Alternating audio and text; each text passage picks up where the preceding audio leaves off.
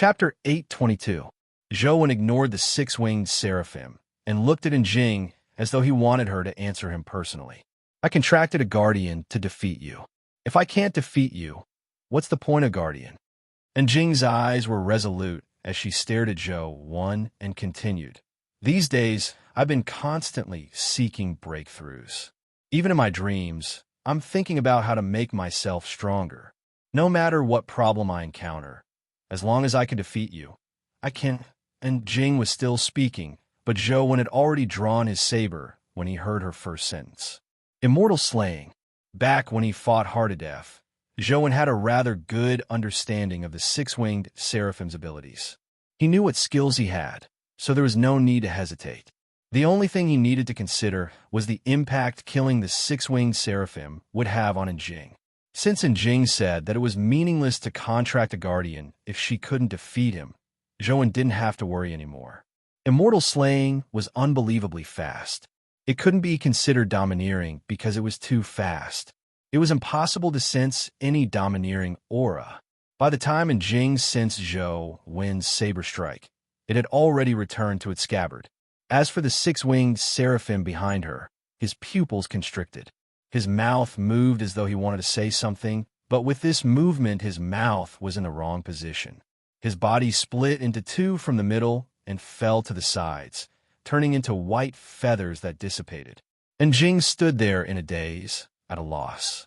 There was no surprise on her face, only confusion and shock. She stopped mid-sentence. She never expected Zhou to strike at the drop of a hat.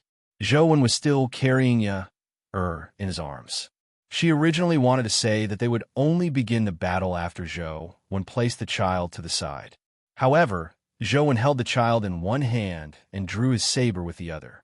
He slashed the six-winged seraphim just like that. It was so casual that it made her feel as though the battle hadn't even begun. I haven't begun yet. This was the only thought left in Jing's mind. She didn't know what to do or say next. After slaying the six-winged seraphim, Zhou felt a strange energy inject in his slaughter-alive soul, causing it to grow again. It had a vague feeling of materializing. However, even when the energy was exhausted, Slaughterer still failed to advance to a perfect body. Is it still not enough? How many do I have to kill? Zhou felt somewhat depressed. It would probably not be easy to find another guardian as easy to kill as the six-winged seraphim. Firstly, a six-winged seraphim wasn't particularly powerful among guardians. Secondly, Zhou was already very familiar with the various abilities of a six-winged seraphim, which was why he could kill it so easily. If it were an unfamiliar guardian, even if its strength was similar to the six-winged seraphim, it would still be difficult to kill it so easily.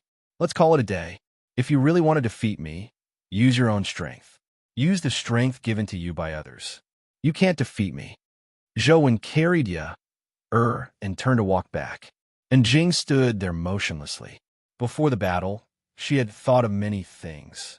She had thought of how to win and how to lose. But no matter how she thought about it, she never expected that she would lose before the battle even began. She originally thought that this would be an evenly matched battle, but now she suddenly realized that she didn't seem to have the qualifications to stand on the dueling platform. It was like an amateur challenging a professional boxer. The bell for the first round had only rung halfway when she had already fallen to the ground. I hope she won't find the arch again. Zhou had said those words because he didn't want Jing to have anything to do with the arch. After all, Jing was Ouyang Lan's daughter. Although Zhou didn't like her, he didn't wish for anything to happen to her. After returning to the encampment, Zhou met a few acquaintances and gathered with them before returning to Luoyang the next day. Qin Wufu had been encouraging Zhou to give up his studies and come to work for him earlier. Zhou only politely declined and didn't agree. It wasn't that Zhou wasn't willing to contribute to protecting humanity, but that he felt that becoming stronger was the most important thing. As long as he could stand at the pinnacle of strength, he could completely eliminate the unstable factors and not passively defend. Zhou was willing to stay in school because the school would give him enough free time. It could also provide him with a lot of resources and information, allowing him to take the path he wanted and become stronger as soon as possible. However, if he entered the army, he would need to carry out missions. That could indeed help a portion of people, but what Zhou wanted wasn't just a portion. He wanted far more than that. After returning to school, Zhou began studying the sky-stealing, sun-shifting art. This was because it was very difficult for civilized country to advance with a bright torch vision world. He had to think of other solutions, but he didn't have a better solution at the moment. Unless he could obtain a pet like the mystic bird, it wasn't easy. Therefore, Zhou could only study other essence energy arts. The sky-stealing, sun-shifting art was a rather interesting essence energy art. Zhou had only just gained a basic mastery of it. Although he didn't feel too powerful, the circulation method of his essence energy was very interesting. Typical essence energy arts were mostly a sea of energy. An essence energy art like the Lost Immortal Sutra didn't have an essence energy sea, but the sky-stealing, sun-shifting art had countless essence energy seas. When the sky-stealing, sun-shifting art circulated, his body was like a pocket universe with countless stars revolving. Every star was an essence energy sea, and the entire pocket universe was a huge essence energy sea. As Zhou sensed the circulation of his essence energy, he pondered over the profundities of the sky-stealing, sun-shifting art. He wanted to condense a life providence first. Condensing a life soul required the blood essence of a deity or a guardian. Otherwise, the simulated sky-stealing, sun-shifting art wouldn't be able to condense a life soul without a foundation. However, a life providence wasn't that particular. All he needed to do was comprehend the secrets of the essence energy art. Why does this sky-stealing, sun-shifting art pocket universe feel a little similar to the endless sea of stars? As Zhou sensed it, he suddenly realized something amiss. The layout of the stars in the pocket universe was very similar to the endless sea of stars. If Zhou hadn't spent a long time grinding essence energy skills in the endless sea of stars, he wouldn't have discovered this problem. Could it be? Zhou's heart stirred as he stopped practicing and took out his phone to enter the endless sea of stars dungeon. Zhou looked up at the stars in the endless sea of stars. After watching for a while, he heaved a long sigh of relief and revealed a look of delight. As expected, the circulation method of this sky-stealing, sun-shifting art is a replica of the endless sea of stars. Chapter 823. The pocket universe formed by the sky-stealing, sun-shifting art wasn't as complicated as the endless sea of stars. It lacked a portion of the details, but the general shape was the same. Zhou explored the endless sea of stars as he grinded. Through his observation of the endless sea of stars, he comprehended the profundities of the sky-stealing, sun-shifting art. In any case, Zhou had to search for astral combat beasts in the endless sea of stars, so it wasn't a waste of time. Recently, he had been too busy, so Zhou didn't have the time to grind for lunar mansion skills and astral combat beasts. He was still short of 3 key skills for the 28 lunar mansion skills. Star Stealer's Essence Energy Skill Crystal had yet to drop. Now, he could take this opportunity to roam the entire endless sea of stars. He might even be able to find astral combat beasts. Zhou traveled the endless sea of stars and watched the stars shift and the changes in the stellar systems. Every time he gained insight, the pocket universe in his body would be more similar to the endless sea of stars. Zhou had a vague feeling that when the pocket universe in his body matched the endless sea of stars, it would be the time he condensed his life providence. The endless sea of stars didn't only have the 28 lunar mansions. Outside the 28 lunar mansions, there was a large area. Zhou killed countless astral beasts along the way, but he didn't see any astral combat beasts. In fact, it was rare to even see mythical astral beasts. Most of them were at the mortal stage to the epic stage. Just as he was feeling puzzled, he suddenly saw something flash in the cosmos in front of him. When Zhou paid attention, he didn't discover anything. Was there something wrong with my eyes? Zhou looked carefully for a while, but he didn't discover anything. He couldn't help but find it odd. Suddenly, something seemed to flash in the cosmos. Zhou only saw a flash, but he didn't see what it was. However, when Zhou looked carefully at the spot where the figure flashed, he immediately felt his scalp tingle.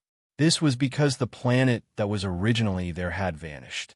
Previously, when he confirmed that there was nothing there, he had clearly seen a planet there. Devourer! Zhou immediately thought of something. Previously, when he went to the endless sea of stars in reality, Zhou had seen a devourer. However, the devourer looked like a jellyfish in a lake. It ate planets like jelly beans, so he didn't find it too shocking. But now that he was in the endless sea of stars, things were a little different. He saw a planet disappear. Although that planet was much smaller than a planet in reality, it was still as huge as a mountain. It disappeared just like that. It was too shocking to see it with his own eyes. What was even more terrifying was that Zhou didn't see the devourer's figure in game. He only saw something flash when it devoured the planet. Zhou summoned Tyrant Behemoth and raised Truth Listener's ability to its limits to monitor the nearby area. Soon, Zhou realized that a nearby planet had been devoured, and he finally saw the devourer.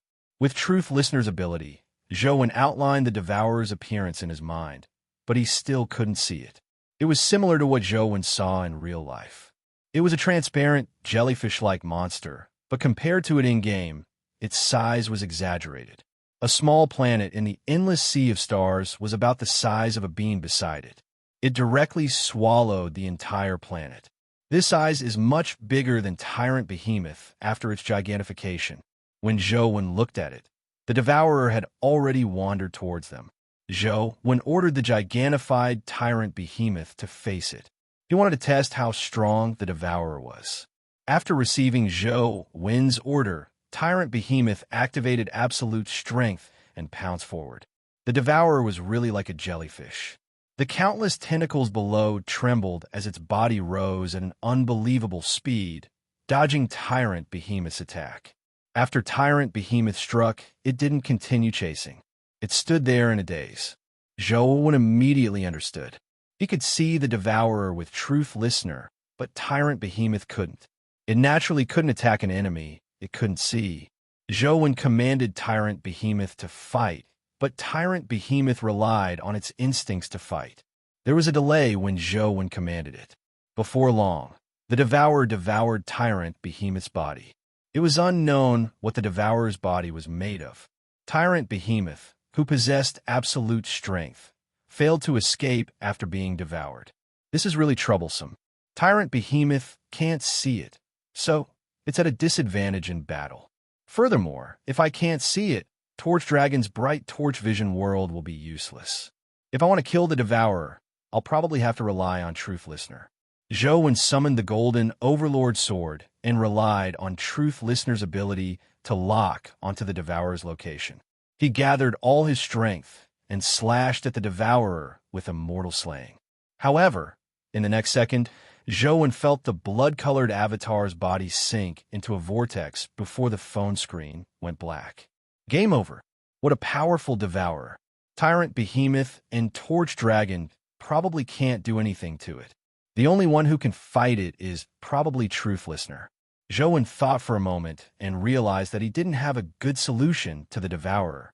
However, the risk of Truth Listener undoing multiple earrings was too great. If he only undid one or two, he probably wouldn't be able to kill the devourer. He entered the endless sea of stars again. This time, Zhou circled around the area. He couldn't think of a way to kill the devourer for the time being, so he ignored it. He roamed the endless sea of stars and condensed the life providence of the sky-stealing, sun-shifting art. However, the devourer was elusive. Zhou had already circled around it, but to his surprise, it would appear in different star systems. Every time Zhou wanted to run, he couldn't escape. He was devoured by its black hole-like power. The only time Zhou escaped was when he used civilized countries' long-distance spatial teleportation skill to teleport to a place where the devourer couldn't see him. However, he was still found and killed by the devourer. Zhou originally imagined that it was a problem with the game's respawn. Every time he respawned, the Devourer would respawn in a different star system. But after dying so many times, Zhou began to suspect it. Every time I enter the endless sea of stars, as long as I leave the area of the 28 lunar mansions, I will encounter it at about the same time. This definitely isn't as simple as a random respawn. Could it be that the Devourer has the ability to teleport? Zhou was pleasantly surprised when he thought of this possibility. There was no hope for the mystic bird. If the Devourer also had the ability to teleport, he could attempt to kill it. If a companion egg dropped, perhaps the problem of advancing civilized country would be resolved. Chapter 824. How can I kill the Devourer? Behemoth and Torch Dragon aren't suitable for such battles. Demonic Neonate is still evolving. Among the remaining combat forces, who else is more suitable? After some thought, Zhou realized that there were only 3 companion beasts that had more hope. Truth Listener could release multiple earrings or use primordial spore to parasitize them. The other companion beasts couldn't see the Devourer, so it was useless no matter how strong they were. As for the last method, Zhou could wear the invisibility cloak, preventing the Devourer from seeing him and attempt to assassinate him. Zhou began with the simplest method. He first used the invisibility cloak to assassinate. In his invisible state, the Devourer could see him. He had to use 3 minutes of invisibility to make the Devourer unable to see him. However, the assassination failed. The Devourer's entire body was like a black hole. Zhou went over invisibly and struck the Devourer with a mortal slaying slash. He was sucked in, and the game was instantly over. Therefore, Zhou began to attempt the second method. He wanted to let primordial spore parasitize the Devourer, but after primordial spore entered the Devourer's body, it was sucked in and the connection was severed. With the above 2 methods failing, Zhou could only take the risk and send Truth Listener. After undoing 2 earrings, Truth Listener became extremely violent as it tore through space and charged at the Devourer. The Devourer's invisibility ability couldn't affect Truth Listener. Truth Listener's figure moved like lightning and wasn't sucked in. However, when Truth Listener's claws slashed across the Devourer's body, it was as though it was slicing through water. After that, there was no trace of it, nor was it injured. Truth Listener didn't gain the upper hand in the battle with the Devourer, but it wasn't devoured either. The situation appeared to be in a stalemate. However, Truth Listener needed to keep moving at high speeds to avoid being sucked in by the Devourer. The expenditure of its stamina and essence energy was relatively intense. As time went on, it was definitely no match for the Devourer. Zhou gritted his teeth and ordered Truth Listener to undo the 3rd earring while its stamina was still at its peak. Another earring on Truth Listener's ear shattered. With the shattering of its ear, Truth Listener's body underwent a strange change. Before Zhou could see Truth Listener's exact changes, he felt an extremely violent and painful thought. It made him feel as though Truth Listener was about to explode. On Truth Listener's body, black flames rose like a bomb that could explode at any moment. Zhou directed Truth Listener to attack, but Truth Listener didn't listen to his orders. It let out a terrifying roar as though it was resisting Zhou's orders. Zhou felt that the mental connection between him and Truth Listener was about to be severed. It had already become indistinct and difficult to continue. As for Truth Listener, it could already resist his orders. Come back. Zhou tried to summon Truth Listener back, but it was useless. Thankfully, while Truth Listener was resisting Zhou's will, the Devourer took the opportunity to devour it and kill it. Zhou exited the game and heaved a sigh of relief when he saw that the Truth Listener earring was still there in reality. He summoned Truth Listener, and the dark gold 6-eared golden-threaded monkey appeared in his hand. Thankfully, there was nothing amiss. Indeed, I can't open the earring again. Zhou felt a lingering fear and didn't dare try again. Zhou had already tried all the methods he could think of, but he couldn't do anything to the Devourer. All he could do was slowly think of a way to deal with it. Now, Zhou could only use his invisibility to escape. If he was found again, he would get Truth Listener, who had 2 shattered earrings, to hold it back. Zhou would continue exploring the endless sea of stars and comprehend the sky-stealing, sun-shifting art. It wasn't too much of a problem to use Truth Listener to hold back the Devourer. As Zhou fought with the Devourer, he traveled the endless sea of stars. After some time, he got used to it. What puzzled Zhou was that apart from the Devourer, he didn't see a single mythical astral beast in the endless sea of stars. Could it be that all the mythical astral beasts have been devoured by the Devourer? Zhou guessed. The sky-stealing, sun-shifting art's pocket universe became more and more perfect. Zhou vaguely felt that he was about to condense a life providence. Indeed, in less than 2 days, the sky-stealing, sun-shifting art began to condense a life providence. The pocket universe in his body emitted resplendent starlight. After everything was over, the sky-stealing, sun-shifting art's life providence was successfully condensed. Zhou hurriedly looked at the life providence's information. Life providence, pocket universe, primordial body. This life providence is really called pocket universe? Zhou was slightly taken aback. He never expected the life providence to match the essence energy art's situation perfectly. I wonder what the life providence condensed by senior brother Lu Yun is? Zhou wanted to ask Lu Yun, but he couldn't find him. Although the 2 of them had cultivated the sky-stealing, sun-shifting art, their talent and bloodlines were different. Their thoughts were different, so the life providences they condensed were different. Pocket universe. Developing a universe with one's body. What does it mean to develop a universe with one's body? Zhou was momentarily confused as to what this life providence meant.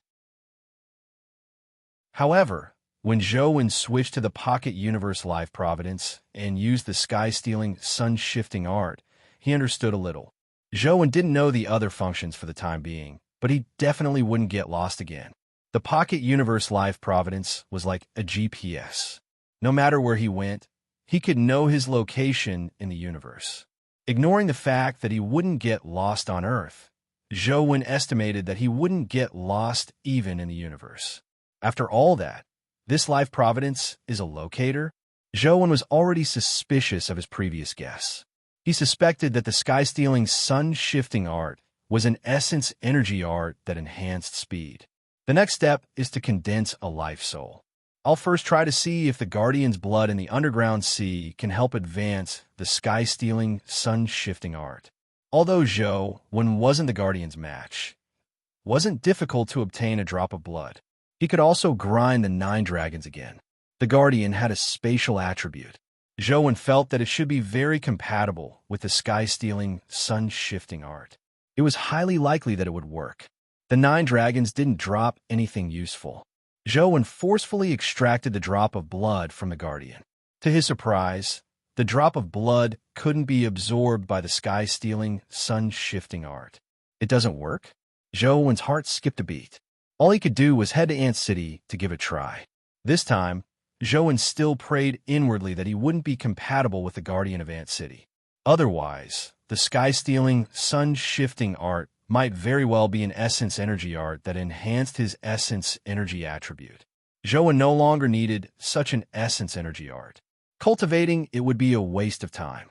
After Zhou tried it in trepidation, he was thankful that it couldn't be absorbed by the sky-stealing, sun-shifting art.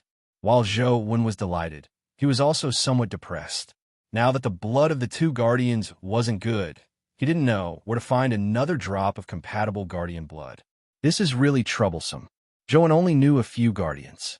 Furthermore, once a Guardian contracted a human and truly broke out of the cocoon, his blood would be useless. He had to find a Guardian that hadn't broken out of the cocoon and extract his blood essence. Chapter 825. Are there any Guardians related to the stars or the universe? Zhou sat on the sofa and muttered to himself. It was just too difficult to find a suitable Guardian. Most importantly, Zhou didn't know where those Guardians were. Zhou had the urge to return to the Phoenix's nest with the chick and discuss with the Phoenix to see if he could obtain a drop of blood essence from the cocoon the Phoenix was guarding. Just as he was considering it, the antelope walked over and stood opposite Zhou, riding on the ground with its hooves. Zhou was somewhat surprised. The antelope usually didn't pay much attention to Zhou, so he didn't know why it had suddenly come over. He hurriedly looked at the ground. You want to find a guardian related to the stars? The antelope wrote on the ground. So what if I am? Do you know where I can find one? Zhou asked. Haven't you already seen one before? Why are you asking where I can find one? The antelope continued writing. When did I see one? Zhou frowned. He didn't remember seeing such a guardian. Not only have you seen one, but you've also memorized it. The antelope looked at Zhou teasingly and continued writing. When did I memorize? Zhou suddenly reacted as he widened his eyes and asked the antelope, Are you saying that there's a guardian inside that log? The antelope smiled at Zhou and wrote, That's a guardian with the life providence of the Lord of the Stars. It's also a top-notch existence among guardians. You originally had the chance to contract it, but unfortunately, you messed things up. Not only did you fail to contract it, but you even became an enemy. Are you regretting it now? You didn't say so earlier. How would I know? Zhou said helplessly. Why? You have to carry that log with you all the time. Do you want me to tell you in front of her that you have to lie to her and think of a way to cheat her? The antelope curled its lips. You could have told me ahead of time. Zhou paused before continuing. Let's not talk about this for now. Do you have a way to help me obtain a drop of her blood essence? Why do you want her blood essence? The antelope looked at Zhou in puzzlement. I'm cultivating an essence energy art, but I don't have a special physique that matches it. I need a drop of guardian blood of the same attribute as a foundation, Zhou said. What essence energy art is it? The antelope asked. Sky-stealing, sun-shifting art. Zhou had no intention of hiding it. Having followed him for so long, the antelope naturally knew that he knew many primordial energy arts. There was nothing to hide. So, it's that heaven-stealing art. It's possible to use her blood essence as a foundation. When the antelope said that, it pondered for a moment before continuing. Now that she has returned to Forbidden City, the essence energy in Forbidden City will definitely be extremely terrifying. Furthermore, she probably doesn't have a good impression of you. Even if you have a companion beast like Tyrant Behemoth, you will probably die after entering. It's basically impossible to obtain her blood essence. Is there no other way? Zhou was somewhat disappointed. Since even the antelope said that there was no hope, Zhou felt that there was no need to take the risk. To his surprise, the antelope changed the topic and continued writing. However, your luck isn't bad. I happen to have some of her blood essence. You have her blood essence? When did you get it? Zhou found it unbelievable. The guardian had always been inside the log, and the log had never been opened. The antelope had never touched the log, so how could it obtain the blood essence? Of course not now. The one in the log is one of the few guardians who survived the previous battle of guardians. This blood essence was obtained in the past. After the antelope finished writing, its body shook and a small jade bottle fell out from the fur under its neck. This fellow actually hid something? Zhou sized up the antelope's fur in surprise. The antelope's fur was very short. Only the fur on its neck was slightly longer, but it couldn't hide a bottle. It was unknown how it hid it. Zhou reached out to take the jade bottle, but he was blocked by the antelope's hooves. You can have the blood essence, but I have a condition, the antelope wrote. You live and eat from me, yet you want to negotiate with me? Zhou frowned. Do you want it or not? The antelope had no intention of reasoning with Zhou. All right, tell me, what condition do you have? Zhou had no choice but to ask patiently. In the future, if you have the ability, you have to make a trip to Forbidden City again and get something from her. Originally, as long as you contract with her, that thing would be ours, but it ended up in this state. Now, there's no other way but to use force, the antelope wrote. What's that? Zhou asked. You'll know when the time comes. Don't worry, I'll help you. When the time comes, we'll do as we agreed. We'll split it 20 to 80. No, we said 20 to 80 in the past because you were the one who found the log. Now that we're cooperating, we naturally can't split it 20 to 80. 40 to 60. I'll take 60% and you take 40%. After all, I don't know anything, so the risk is greater. Although Zhou didn't know what it was, he wasn't willing to suffer a loss. Since he wanted the blood essence, he definitely had to agree to the antelope's conditions. It wasn't a bad idea to fight for some benefits. Impossible. The antelope rejected him directly. Seeing that it was very determined, Zhou Wen said, "Then let's split 50 to 50. It can't be any lower. You don't want the blood essence?" The antelope pointed at the jade bottle. 40 to 60. You take 60% and I'll take 40%. This is my bottom line. Furthermore, you have to work together. You can't let me bear it alone, Zhou Wen said. Deal. The antelope handed the jade bottle to Zhou Wen. Zhou Wen took the jade bottle and opened it to take a look. There was a small blob of blood in the jade bottle. The blood was a strange purple color. It suffused a faint purple starlight, as though there were countless purple stardust inside. It looked beautiful and mysterious. Zhou Wen had come into contact with the blood essence of many guardians. At a glance, he knew that it was the blood essence of a real guardian. However, its attributes were different from what he had seen before. It was very similar to the aura in the log, so it was likely real. He returned to the training room with the blood and attempted to use the sky-stealing, sun-shifting art to absorb the blood in the jade bottle. He successfully refined it. Zhou Wen immediately felt the pocket universe in his body explode. The purple blood essence provided the pocket universe with terrifying energy, causing it to emit terrifying starlight. Zhou Wen felt his essence, vitality, and spirit condense into the pocket universe. This was a sign that he was about to condense a life soul. Perhaps it was because he had absorbed a lot of blood essence this time. In the past, he had only absorbed one drop. This time, he had absorbed a small blob, about 7 or 8 drops. The energy contained was far more than before, causing the process of condensing a life soul to be abnormally fast. At Zhou Wen's glabella, a speck of starlight condensed, shining with a purple glow. Chapter 826. It was a purple star that resembled a particle.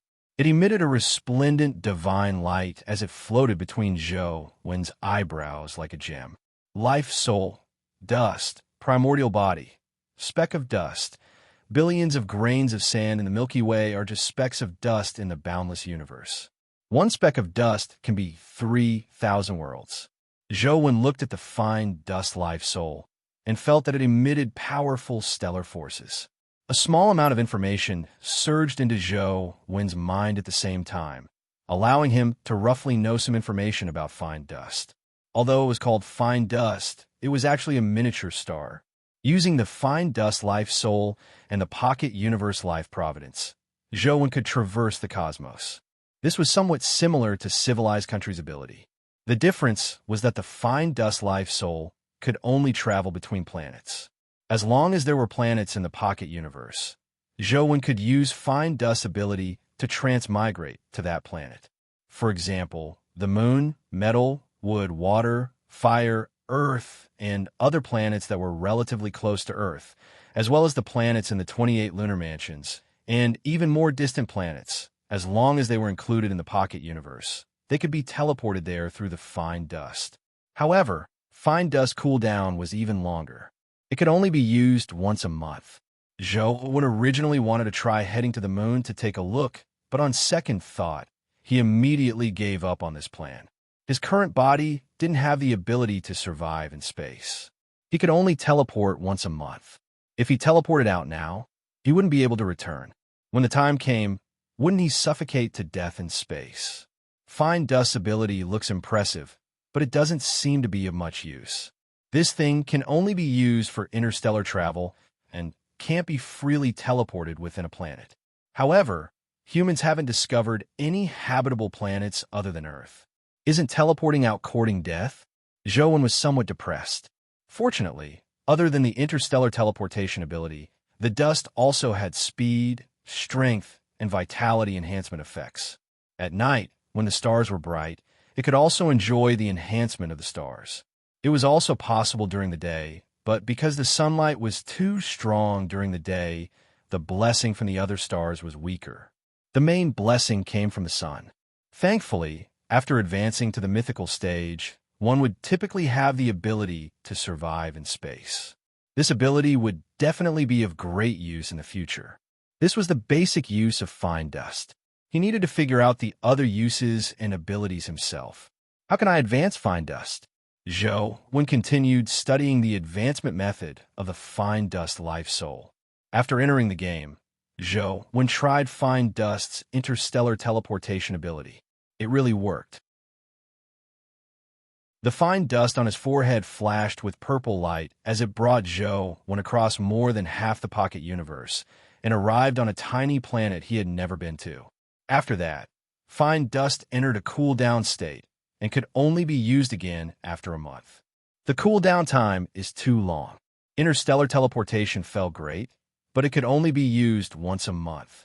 It was too much of a waste. Thankfully, Zhou Wen didn't plan on using it in real life. Otherwise, if he was in a rush, it would be too late after a month. After studying it in-game for a long time, he failed to discover how to level up fine dust. The method of observing the pocket universe to condense a life soul clearly didn't work on fine dust. Zhou Wen, are you coming to the auction? Zhang Yuji sent Zhou Wen a message. Of course, Zhou Wen replied. Although Civilization International could also teleport, the restrictions were too great. Earth escape mounts were still more practical. Even if he couldn't get it, he could go there to broaden his horizons. It was rare to see the 6 families appear together. Remember to inform me before you arrive. I'll arrange a place for you to stay. There are too many people participating in the auction this time, so it's not convenient to stay outside. You can stay in my family's courtyard, Zhang Yuji said. All right, Zhou Wen didn't plan on standing on ceremony. It was rare for Zhang Yuji to chat with him for a while today, but it didn't last more than 10 minutes. Then, there were suddenly no more messages as though she had suddenly gone offline. Could she be playing with her phone behind her family's back? Zhou Wen thought of this possibility. To the Zhang family, Zhang Yuji was just too important. Her every move was strictly protected by the Zhang family. Many things were beyond her control. From the looks of it, being too special might not be a good thing. People like Zhang Yuji and Wang Lu have abilities that others dream of, but they might not necessarily feel happy about it, Zhou Wen thought. In the morning, Zhou Wen took Ye out for a spin. Ever since the last time, Zhou Wen would take the time to take her out for a walk every morning, allowing her to come into contact with human society. There were also students in Sunset College who took care of children, but they were basically graduate students. He was the first second-year student like Zhou Wen to take care of a child. Thankfully, everyone in the college knew of Zhou Wen and Ouyang Lan's relationship, so no one said anything. Zhou Wen Ye's clothes seemed to be too small. It's time to buy her new clothes. Zhou Wen brought Ye to the Xianwen Club's activity room. When Feng Ruoxi saw Ye, she pointed at her clothes. Only then did Zhou Wen realize that Ye's clothes were indeed a little small. Children grew very quickly. It had only been a month, but she had already grown quite a bit. You're still a boy. How can you take care of Ye? Why don't you hire a professional nanny to take care of her? Feng Ruoxi suggested. There's no need. I'll slowly learn how to take care of her. Zhou Wen naturally couldn't let anyone take care of Ye. Who knew what would happen? Old Zhou, don't tell me Ye is really your daughter? Tian Xiangdong said. It would be great if that's the case. Zhou Wen was somewhat helpless. If she was really his daughter, Zhou Wen could still ask Ouyang Lan to help him take care of her. Unfortunately, she wasn't. No matter how troublesome it was, Zhou Wen could only take care of Ye himself. How old is this lass? My relative's child is even younger than her, but she already knows how to call them daddy and mommy. Why can't she say a single word? Did you not teach her? Tian Xiangdong teased Ye as he spoke. Ye, call him uncle. Uncle. Ye sat on the small stool and looked at Tian Xiangdong without any change in expression. Tian Xiangdong felt like a fool. He laughed dryly and stopped teasing her. Ye, wait here for me. Don't mess around, all right? Zhou Wen went to the bathroom and couldn't bring Ye with him. He thought that it would be fine to leave her here for a while. Before he left, Zhou Wen exhorted Feng Ruoxi to take care of Ye and not let anyone tease her. Not long after Zhou Wen left, someone came to the activity room. When he saw Ye was sitting on the small stool, he couldn't help but be taken aback. Why is there a child here? The person asked Ye.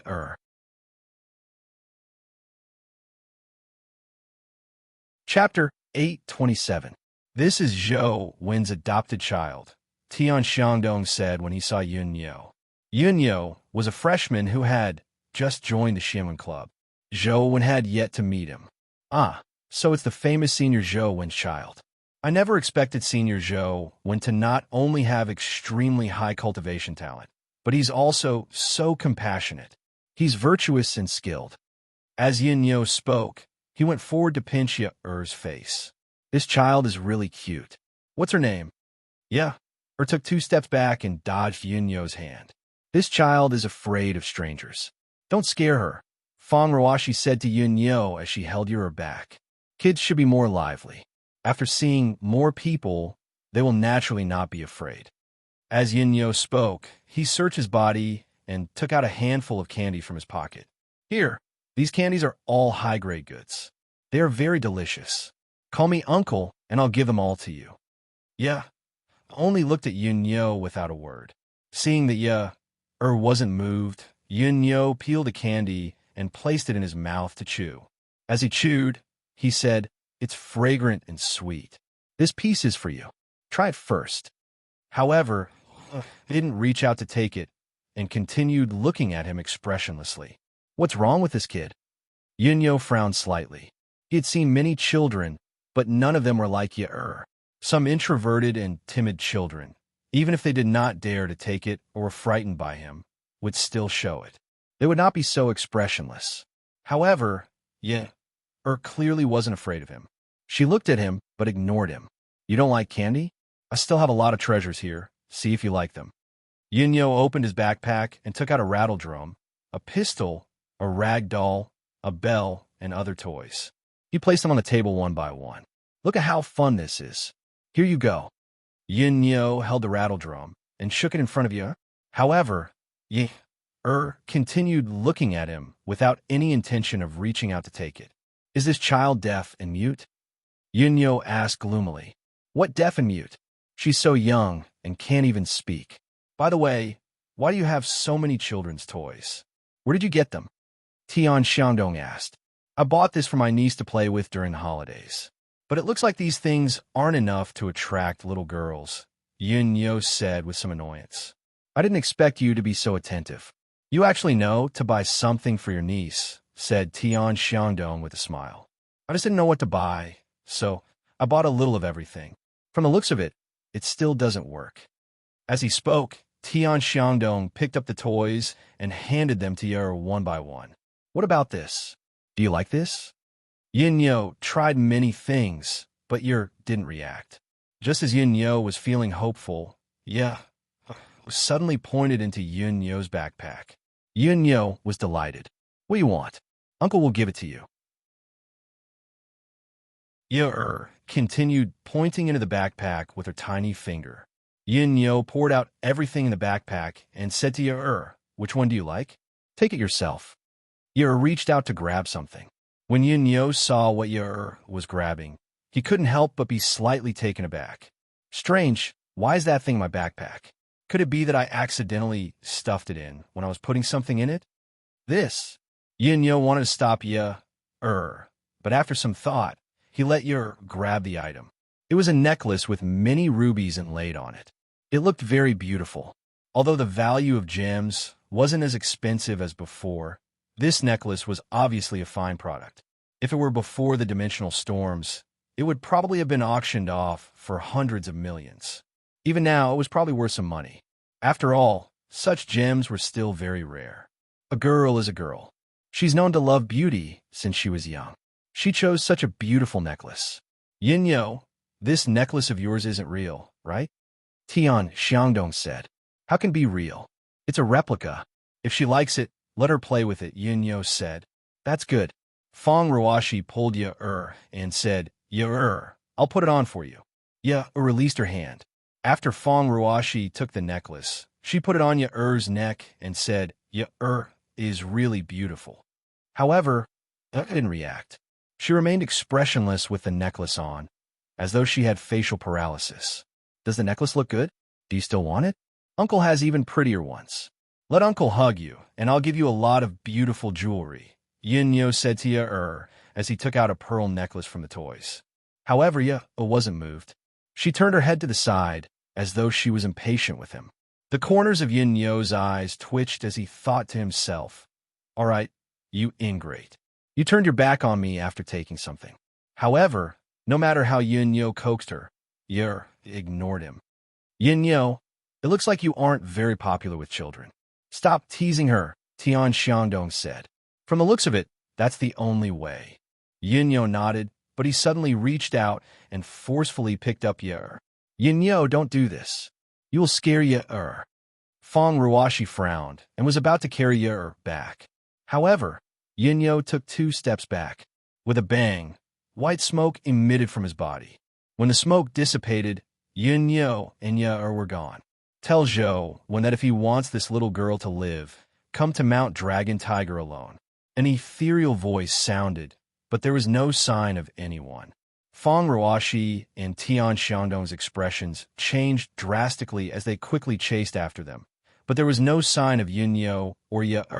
At that moment, Zhou walked over. Tian Xiangdong immediately said, "Zhou, bad news. Ya has been snatched away." Feng Ruashi said anxiously, "Let's chase after him. He shouldn't have escaped the school yet."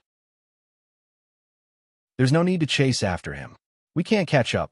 That person's name is Yin-Yo." Zhou had already seen it. He was afraid that Ya would cause trouble, so he kept watching Ya with truth listener. Zhou had clearly seen everything that had happened in the activity room, but he never expected Yin-Yo to suddenly do such a thing. Even he couldn't stop him in time. "Yes, his name is Yin-Yo. He's a first-year freshman. He just joined the club not long ago. I never expected." "Zhou, sorry. I'll go with you to Mount Dragon Tiger. No matter what, I have to save Ya." Feng Ruashi felt terrible. Zhou had asked her to take care of Ya, but someone had snatched her away in front of her. "There's no need. I know who took Ya away. It's fine. You don't have to blame yourself. Not to mention you. Even the 6 families can't stop him from stealing," Zhou said.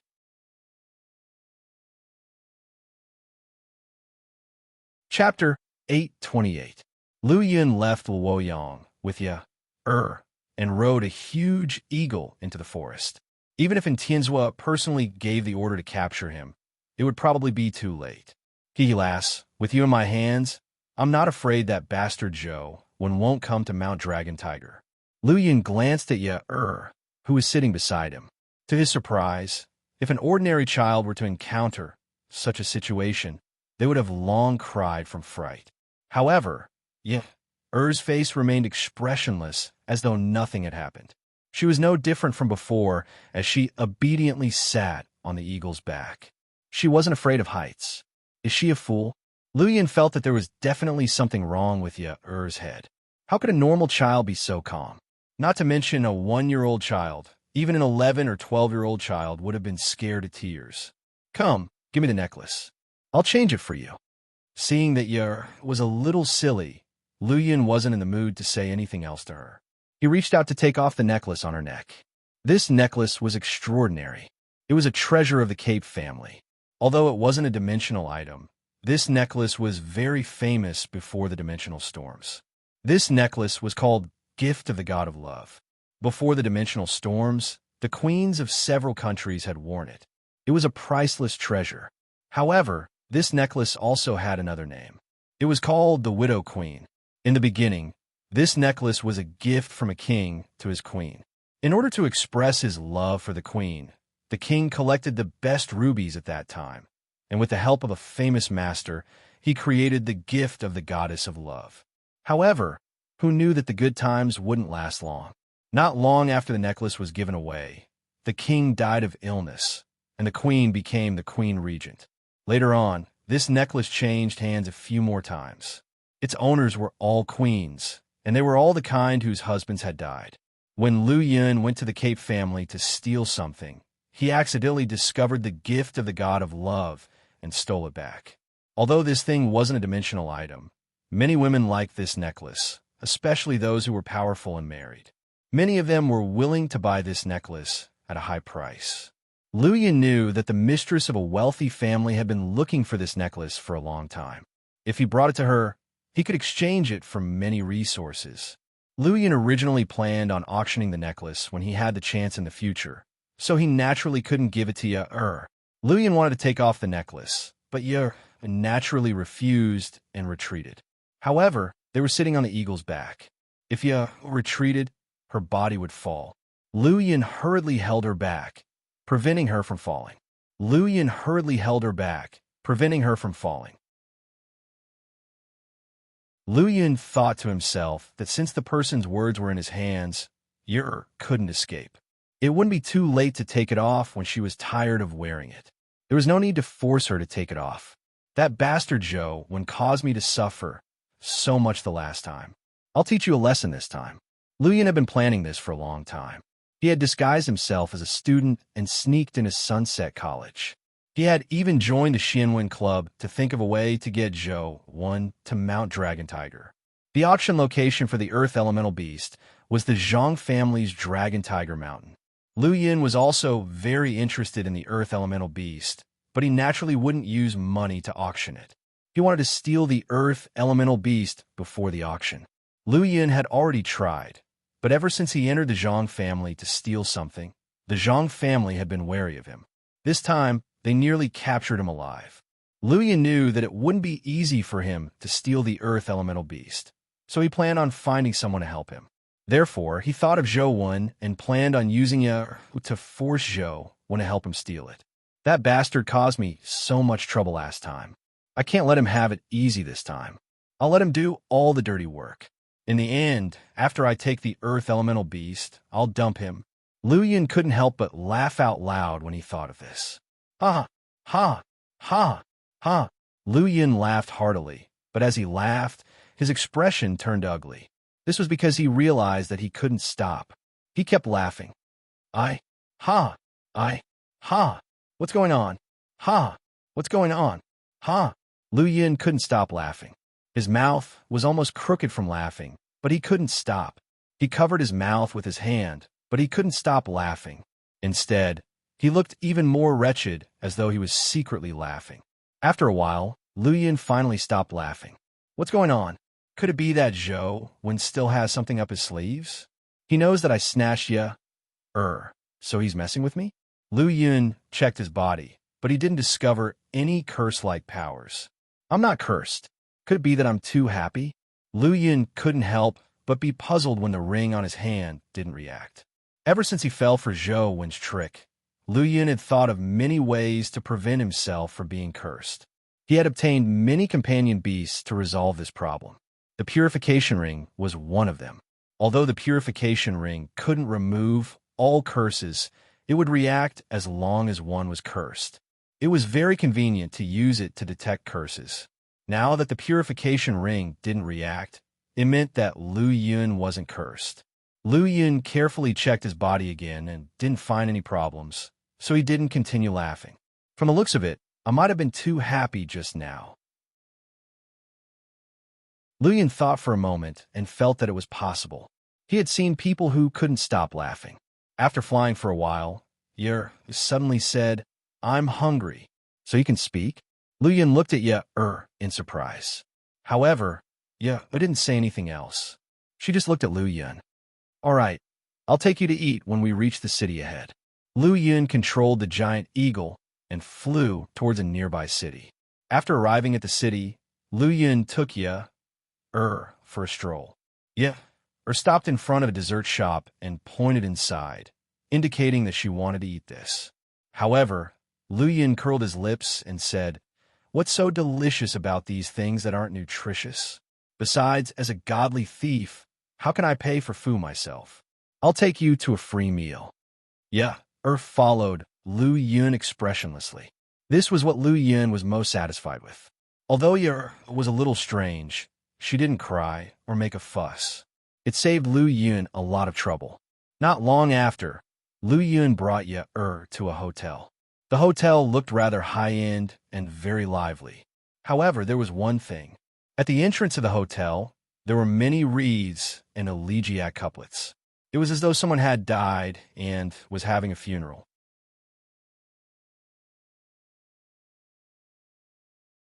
Chapter 829. Don't say that I didn't teach you. In life, nothing else is important.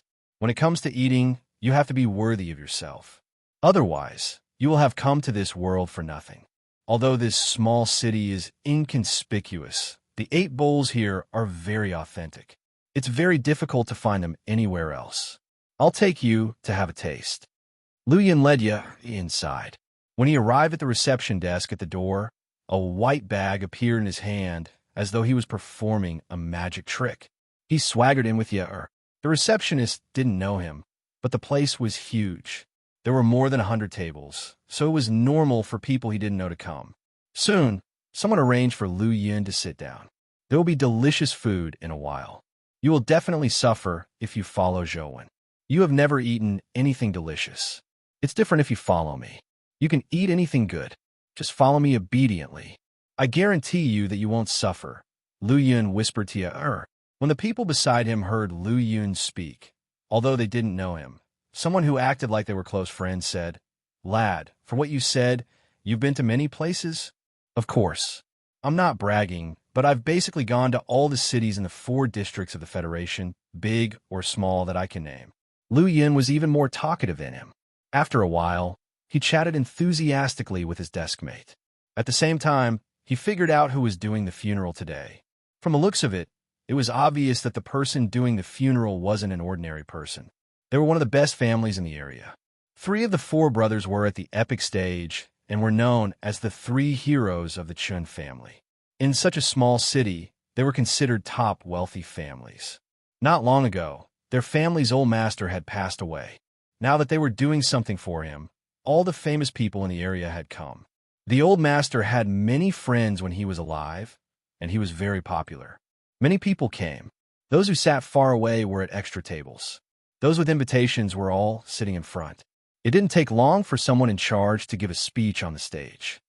Dear friends, dear guests, today we are deeply grieving for our beloved old master Chun. Ha!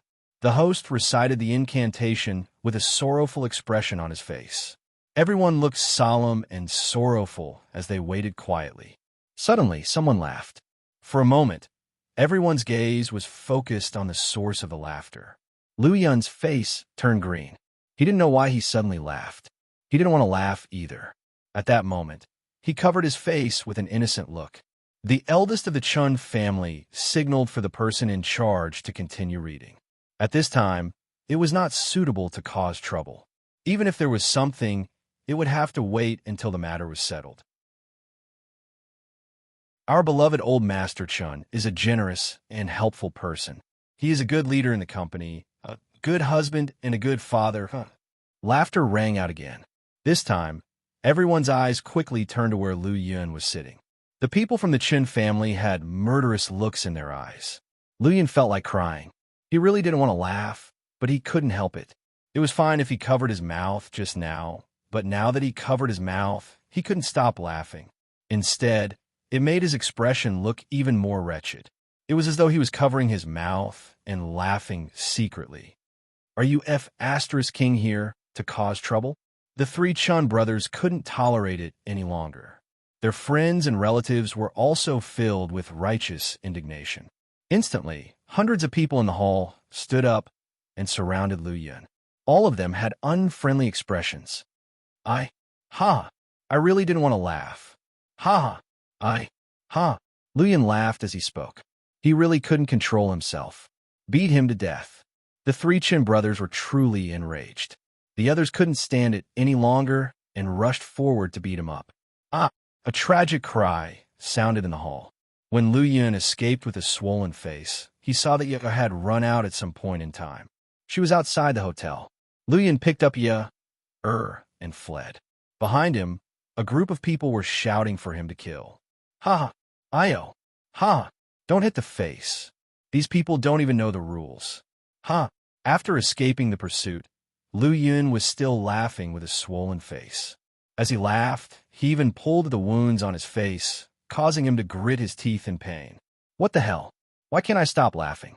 As Lu Yun spoke, he realized that he wasn't laughing. He was even more alarmed and puzzled. What's going on? Lu Yun glanced at Ye and saw her point at the cake shop. Hungry. How old is this brat? It's impossible for it to be her problem. Could it be that I offended some taboo in school and didn't notice it? Luyan thought to himself. With things already in this state, it was impossible for him to scrounge for food. Luyan had no choice but to take to the cake shop to buy some desserts for her. As ate, she looked at the wounds on Luyan's face. Luyan took a bite of the cake and tugged at the wound at the corner of his mouth. The pain made the corners of his mouth twitch as he said gloomily, "What are you looking at? Don't think that I'm not their match. I can kill all of them with a flick of my finger, but I'm a professional person. I'm not a bandit. Do you understand?" Yeah. Or lowered her head and continued eating the desserts. It was unknown if she understood him. Zhou knew that Luyan had taken away to force him to go to Mount Dragon Tiger. He wasn't worried that Luyan would harm Luyan wasn't someone who would attack a child. Furthermore, he was going to Mount Dragon Tiger anyway, so it didn't matter if he went there early. Luyan wanted to go to Mount Dragon Tiger to find him. From the looks of it, he also has thoughts about the Earth Elemental Beast. Zhou was still somewhat worried. He wasn't worried about but he was afraid that Luyan would already be a dead man by the time he found him. Luyan didn't know Er's origins and only treated her as a child. He probably didn't have his guard up, but wasn't a real child. Offending her would really result in death. Zhou wasn't wrong. If Zhou hadn't set up those rules for would have listened to him and not killed anyone. Otherwise, Luyan's situation would really be dire. Even if didn't want to kill anyone, Luyan's situation wasn't good either. Luyan originally thought that he could easily rush to Mount Dragon Tiger and wait for Zhou, but to his surprise, the journey wasn't easy at all. Luyan was indignant that he hadn't managed to freeload the last time. After arriving in another city, Luyan planned on freeloading at a wedding banquet. Luyan thought to himself, "My habit of suddenly laughing should be fine at a wedding banquet. Even if it flares up, people will only think that I'm happy." Luyan's thoughts were good, but at the wedding banquet, just as the bride and groom were about to exchange rings, Luyan suddenly couldn't help but wail. He cried so heartbroken that those who didn't know would think that there was something going on between him and the bride, and that he couldn't bear for the bride to get married. Instantly, everyone's eyes focused on Luyan. "Boo-hoo. I really don't want to cry. Boo-hoo. Don't hit my face."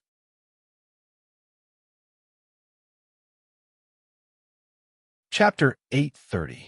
Zhou set off for Mount Dragon Tiger to know what Luyan was up to.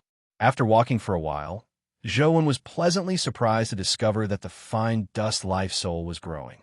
What happened? Why is the fine dust life soul growing on its own? Zhou didn't know what he had done to make the fine dust life soul grow. After some thought, there was only one possibility. When he walked, he had triggered the growth of fine dust. Zhou hurriedly experimented again and realized that it was indeed the case. The further he walked, the faster fine dust grew. When he didn't walk, fine dust would stop growing. Furthermore, it was useless to take the same path. He had to go to places he had never been before for fine dust to obtain the energy to grow. The advancement method of the fine dust life soul is rather interesting. I actually only need to walk to grow. This is very easy. Zhou couldn't help but be delighted. He could evolve just by walking. The fine dust life soul could be considered the easiest to advance among all the life souls. If this continues, fine dust might be able to advance to an evolved body by the time I reach Mount Dragon Tiger. As he had something on his mind, Zhou wasn't in the mood to look at the dimensional zones along the way. He didn't stop as he headed for Mount Dragon Tiger. Mount Dragon Tiger was a Taoist holy land before the dimensional storms. The founder of the righteous Tao, perfected righteous one, had refined pills and cultivated at Mount Dragon Tiger. Legend had it that the current Zhang family was a descendant of perfected righteous one. After Mount Dragon Tiger became a dimensional zone, the Zhang family, who had always lived on Mount Dragon Tiger, naturally became the owner of Mount Dragon Tiger. Legend had it that after Mount Dragon Tiger's anomaly, there were dragon and tiger roars. It was a terrifying place. Apart from the Zhang family, no one usually dared to approach it. The Zhang family was good at alchemy and sword seals and talismans. It was said that not only did they benefit from dimensional zones, but they also benefited from the heritage of the righteous Tao. Back then, the Hero King's rise was definitely not a fluke. The heritage of the righteous Tao played a huge role. Although the Hero King was very famous, the Zhang family kept a relatively low profile among the six families. They weren't as arrogant as the Cape family, nor were they as powerful as the Xia family. They only guarded the area near Mount Dragon Tiger, and few people from the Zhang family caused any trouble. However, no one dared to look down on the Zhang family because of this. In fact, there were many times when even the other 5 major families needed the Zhang family's help. Furthermore, the Zhang family controlled the most important server of the Federation. A lot of information and data had to go through the Zhang family before they could be searched.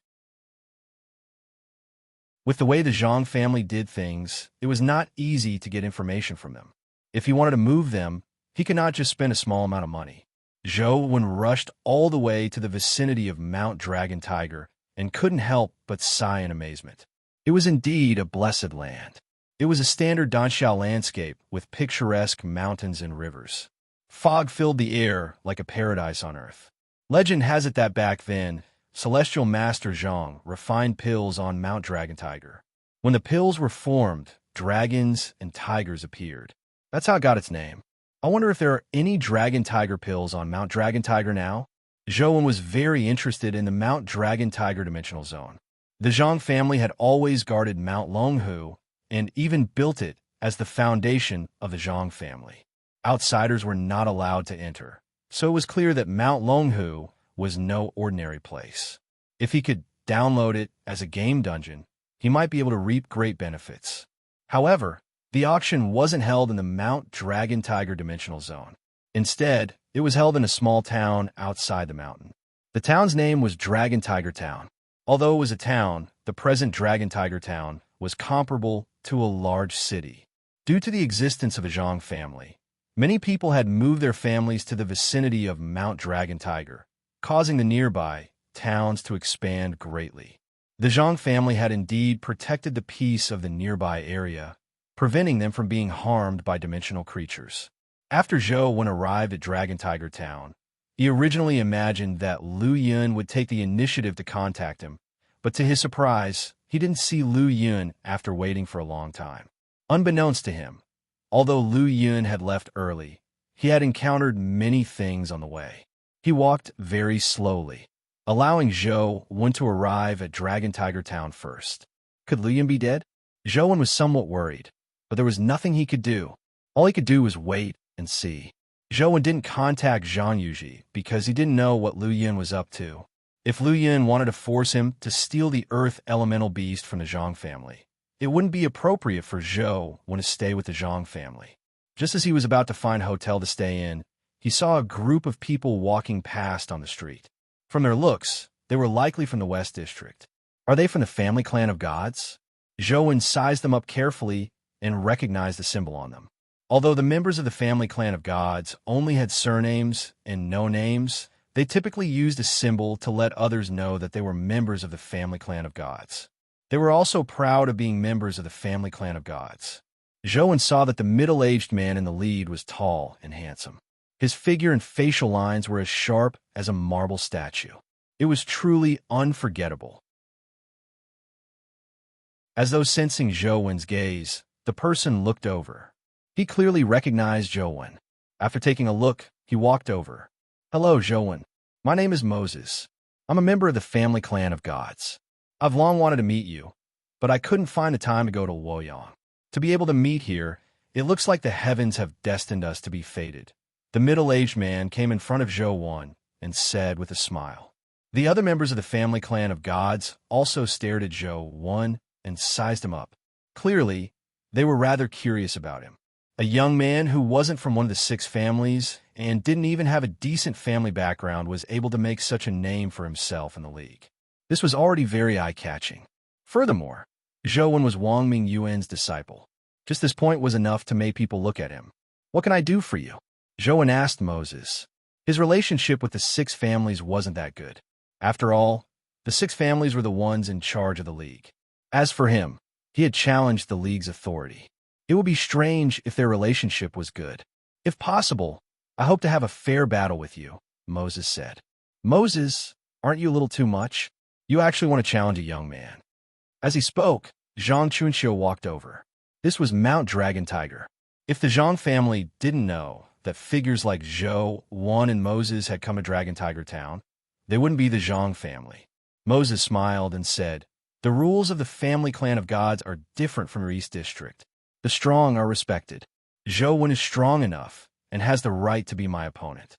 Zhang Chunxiu smiled and said, "Then you can challenge him when Zhou Wan goes to your family clan of gods in the future. He's a guest of our family now."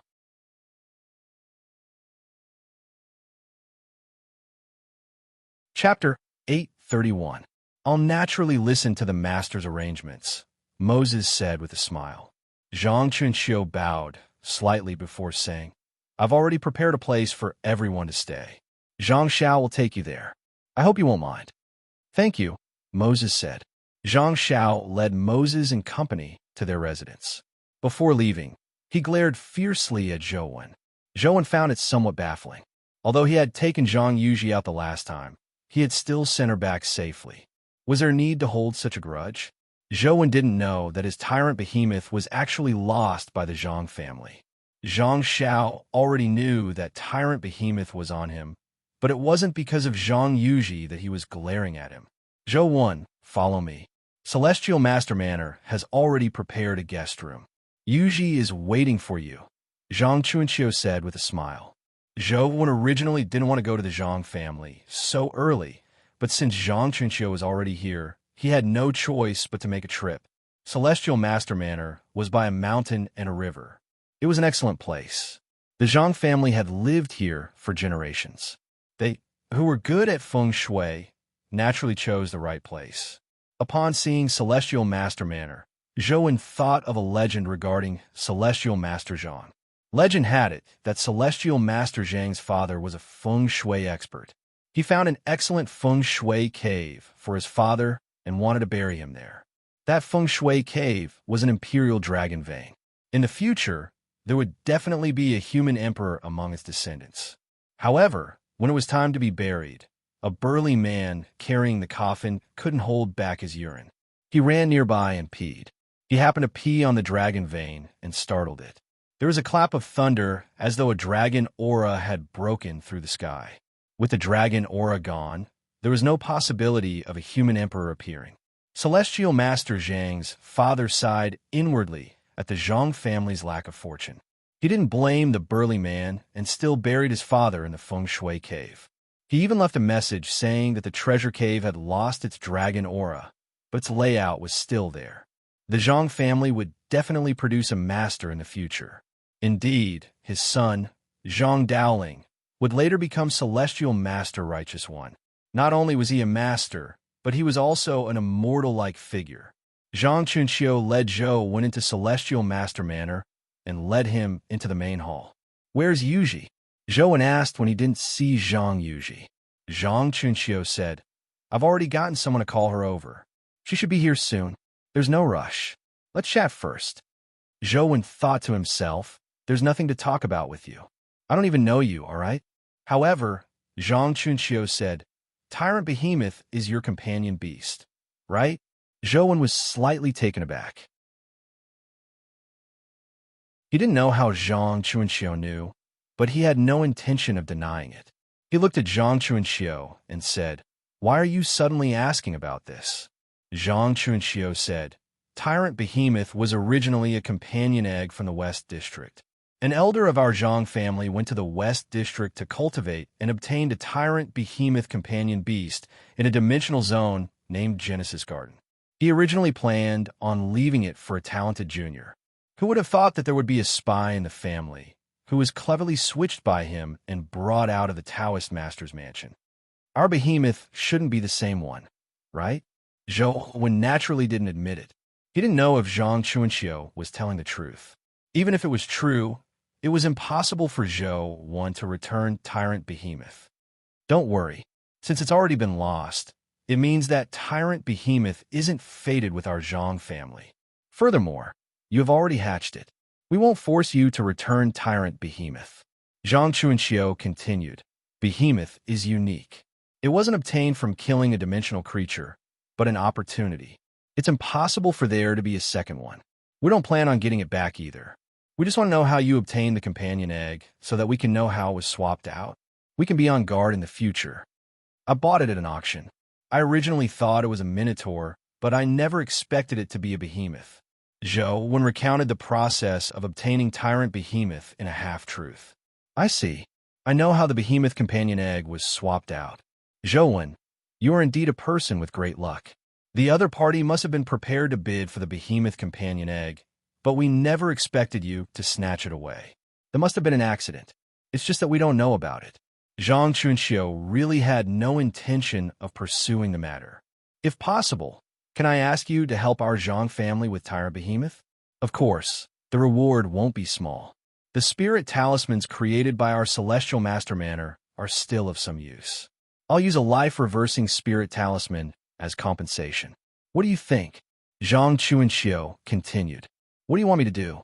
Zhou looked at Zhang Chunxiu in puzzlement. He had heard of the life-reversing spirit talisman from Lu Yun. Back then, Lu Yun had used the Zhang family's life-reversing spirit talisman to steal his fiend-armored tiger soul general. From this, it could be seen that the talisman was indeed something. For the Zhang family to be willing to use such a good item as compensation, it was definitely not easy to get him to do something. Have you heard of the Fiend Tomb? Zhang Chunxiu asked. Zhou shook his head. He had never heard of it. It's not your fault. Not many outsiders know about the Fiend Tomb. All these years, our Zhang family has been guarding the Fiend Tomb and suppressing the dimensional creatures inside, preventing them from rushing out. For this, we paid a huge price. Outsiders can't imagine it, Zhang Chunxiu said with a serious expression. What kind of place is the Fiend Tomb? Zhou asked. Have you heard of the story of my Zhang family searching for a treasure cave to bury my father? Zhang Chunxiu didn't answer and instead asked. I've heard a little. I heard that Heaven Master Righteous One's grandfather found a treasure cave to be buried in. With the help of Feng Shui, he produced the peerless genius Heaven Master Righteous One, Zhou said. Zhang Chunxiu nodded. That's probably the legend outside. Do you think it's credible? I don't know much about this. Zhou found it difficult to say whether he believed it or not. If he said that he believed it, it would be as if he was saying that the Zhang family had relied on luck. If he said that he didn't believe it, wouldn't it mean that the Zhang family was lying? They didn't have the mandate of heaven at all. Zhang Chunxiu smiled and didn't say if the legend was true or false. He only said, that treasure cave is where the Fiend Tomb is. Zhou widened his eyes at Zhang Chunxiu, almost unable to believe his ears. The legendary treasure cave that could give birth to a celestial master was actually the Fiend Tomb that Zhang Chunxiu mentioned. This was unbelievable. Under the influence of the dimensional storms, the abnormalities in the already extraordinary Fiend Tomb have worsened.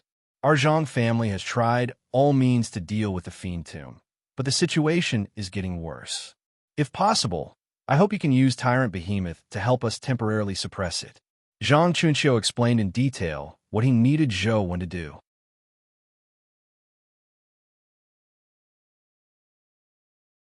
Chapter 832. He originally imagined that what the Zhang family needed him to do was very dangerous, but after hearing that, he realized that there was no need for him to fight at all. He mainly needed Tyrant Behemoth's help. At the entrance of the Fiend Tomb, there was a type of fiend stone that constantly grew. Wherever the fiend stone grew, the creatures in the Fiend Tomb could arrive. It was equivalent to breaking the seal. It was very troublesome to deal with fiend stones. They couldn't be shattered, much less placed anywhere.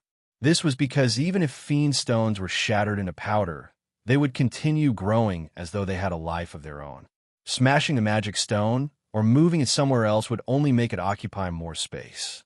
Such fiend stones weren't too harmful, but wherever they were, the creatures in the Fiend Tomb would be able to pass through. Of course, this was only one of the troubles of the Fiend Tomb. After all, Zhou wasn't a member of the Zhang family. He didn't say much about the other problems of the Fiend Tomb. All he needed to do was control Tyrant Behemoth and eat the fiend stones that grew. If that's the case, I naturally won't refuse. However, it depends on whether Behemoth eats those fiend stones. If it doesn't eat them, there's nothing I can do, Zhou said. Of course. I'm just afraid that there are too many fiend stones and it won't be able to finish them. Zhang Chunqiu's mood improved when he saw Zhou agree. Zhou wasn't worried about this. He had seen Behemoth's appetite before. It wouldn't be a problem for it to eat a small mountain. The two of them chatted for a while before Zhang Yuji walked in. She was very happy to see Zhou. After all, she rarely had friends visit her. In fact, even if someone wanted to find her, they probably wouldn't be able to enter Celestial Master Manor. Even Moses, who was a member of the Six Families, was arranged to stay in a courtyard instead of Celestial Master Manor. Mount Dragon Tiger has many interesting places. Let Yuji take you around. With that said, Zhang Chunqiu bade farewell and left. Zhang Yuji led Zhou out of Celestial Master Manor and said as they walked, I believe you have been to quite a number of dimensional zones. However, we have a dimensional creature here that you definitely haven't seen elsewhere. What dimensional creature? Zhou asked curiously. You'll know when we get there. Zhang Yuji pretended to be mysterious and refused to explain. She led Zhou, went on a small boat, and traveled along the river. The scenery on both sides was like a fairyland. There were no ferocious dimensional creatures at all. It was no wonder the Zhang family could live here. If there were dimensional creatures everywhere, it would probably be difficult for the Zhang family to live in peace. Not long after the boat sailed, Zhou saw a red rock. It looked like a red glow, and in the middle of it was a strange hill. The small mountain was independent of the water, and the part that was exposed above the water was shaped like a large pill furnace. The red color of the pill was also very fitting. The dimensional creature is there, Zhang Yuji said, as she pointed at the hill. Be as that, Zhang said. Zhang to 1. Demon. For 4 was to. For S4 was to for. The arrow flew to the front of the cauldron-like mountain, but the mountain spat out a ray of light. A red pill flew out and collided with the arrow, directly shattering it. Pill circled the mountain a few times before charging towards Zhou, and company. It's very difficult to see the pill essences in Pill Furnace Mountain elsewhere. This red one is at the legendary stage, and the golden one is at the epic stage. If you can see a pill essence with dragon or tiger patterns, it's at the mythical stage. However, it's very rare. It's very difficult to see it usually. As Zhang Yuji spoke, she reached out and grabbed the red pill essence. No matter how it struggled, it was unable to escape. However, Zhang Yuji did not have any intention of killing it. She touched it with her hand, and the pill essence calmed down and obediently stayed in her palm. Even if Zhang Yuji let go of it, it would not escape.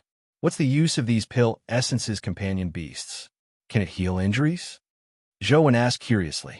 Some pill essences have healing abilities, but different pill essences have different abilities. For example, poison-warding pill essences can detoxify, rejuvenation pill essences can heal injuries, and some pill essences have poison elemental abilities. Anyway, they're all different. Zhang Yuji pointed at Pill Furnace Mountain and continued, if you're interested, you can give it a try.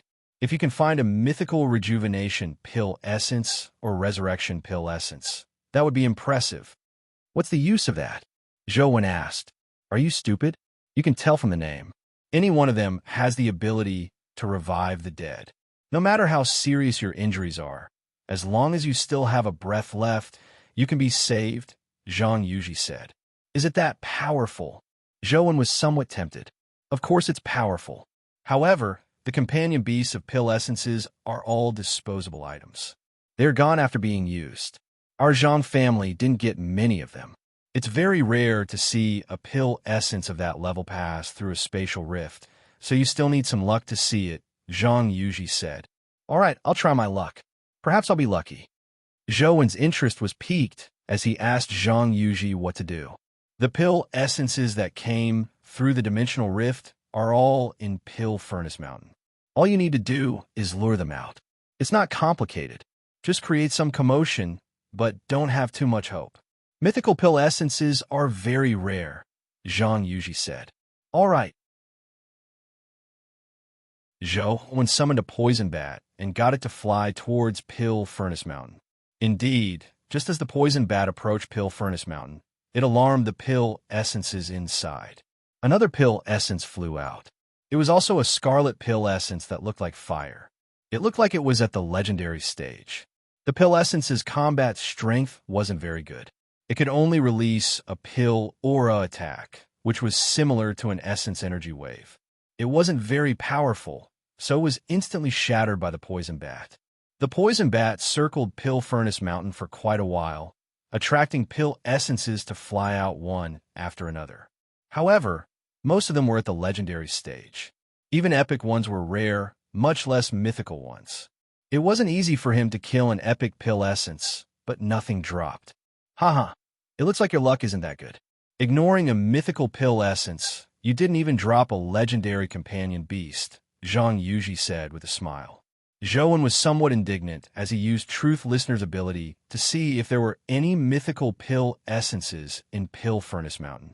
However, after giving it a try, he realized that Truth Listener's hearing couldn't penetrate deep into Pill Furnace Mountain. Inside Pill Furnace Mountain was an independent dimensional zone. From the looks of it, Mount Dragon Tiger is the same as Dragon Gate Grotto. It's a dimensional zone formed by many small dimensional zones. Zhou's heart stirred as he wanted to see if he could find the tiny palm symbol. If he could download the Mount Dragon Tiger dungeon, he wouldn't have to worry about it in the future. He could slowly grind for mythical pill essences.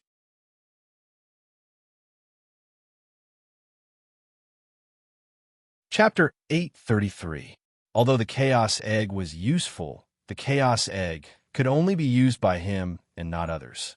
If his family and friends were seriously injured, the pill essence was far more useful than the Chaos Egg. Zhou sized up Pill Furnace Mountain and couldn't help but be delighted. On the rock of Pill Furnace Mountain, there was really a tiny palm symbol. There's really one. Zhou was overjoyed as he looked at Zhang Yuji and asked, "Can I take a picture closer to Pill Furnace Mountain? Outsiders definitely can't, but hurry up and take it. Don't let others see it," Zhang Yuji said with a blink. Zhou hurriedly took out his phone and flew towards Pill Furnace Mountain. When he was within a distance that his phone could sense, he took a picture of the tiny palm symbol and immediately entered the loading screen. "Do you want to continue try your luck?" Zhang Yuji asked when she saw Zhou return to the boat. "My luck really isn't that good. Forget it. Let's go somewhere else." Zhou thought of searching elsewhere. Perhaps he could find other dungeons. After Pill Furnace Mountain was downloaded, Zhou realized that it was only the Pill Furnace Mountain dungeon and not the entire Mount Dragon Tiger dungeon. From the looks of it, this is different from Dragon Gate Grotto. There's no way to download the entire dimensional zone group in one go. Zhou followed Zhang Yuji and browsed the important dimensional zones near Mount Dragon Tiger. However, to Zhou's disappointment, apart from Pill Furnace Mountain, he didn't find the tiny palm symbol near the other dimensional zones. However, Pill Furnace Mountain is enough. After all, these pill essences are very rare elsewhere. By the way, I heard that the Earth Elemental Beast is very precious. Why is your family willing to auction it? Zhou asked. Zhang Yuji hesitated for a moment before saying, "The Earth Elemental Beast is indeed very precious. It's very likely that there's only one in the world, and there won't be a second one. However, this Earth Elemental Beast was obtained by the 6 heroes back then. Because it caused a lot of trouble, my great-grandfather didn't hatch it, nor did anyone let their descendants hatch it. Now, it's being auctioned because of this consideration. I'm not too sure about the exact situation." After a pause, Zhang Yuji continued, "I know that the other 5 families want it very much, so the bidding price will be very high. I'm afraid you won't have chance." "Then why did you get me to come over to take a picture?" Zhou said gloomily. "Can't you just take it as a vacation and visit a friend?" Zhang Yuji said with a smile. As the two of them walked on a mountain path and were talking, they saw a huge crane flying over from the mountains. On the back of the crane sat a cold-faced young man. "Brother, why are you here?" Zhang Yuji said when she saw Zhang Xiao. "I have something to discuss with Zhou." When Zhang Xiao spoke to Zhang Yuji, his tone was very gentle But when he turned to Zhou, his tone immediately turned stiff. Zhou, do you know that Tyrant Behemoth originally belonged to our Zhang family? Then, Zhou asked Zhang Xiao. Zhang Xiao was slightly taken aback and was momentarily at a loss for words. Zhou had already hatched Tyrant Behemoth and fed it to the mythical stage. It was clearly unrealistic to ask Zhou to return Tyrant Behemoth. The reason why Zhang Xiao came was because he was furious. He didn't plan on doing anything to Zhou. If Zhou said a few words, Zhang Xiao's anger would dissipate. However, Zhou wasn't someone who knew how to speak softly. The moment he asked this, the two of them immediately froze. Brother, forget it. You can't blame Zhou for this.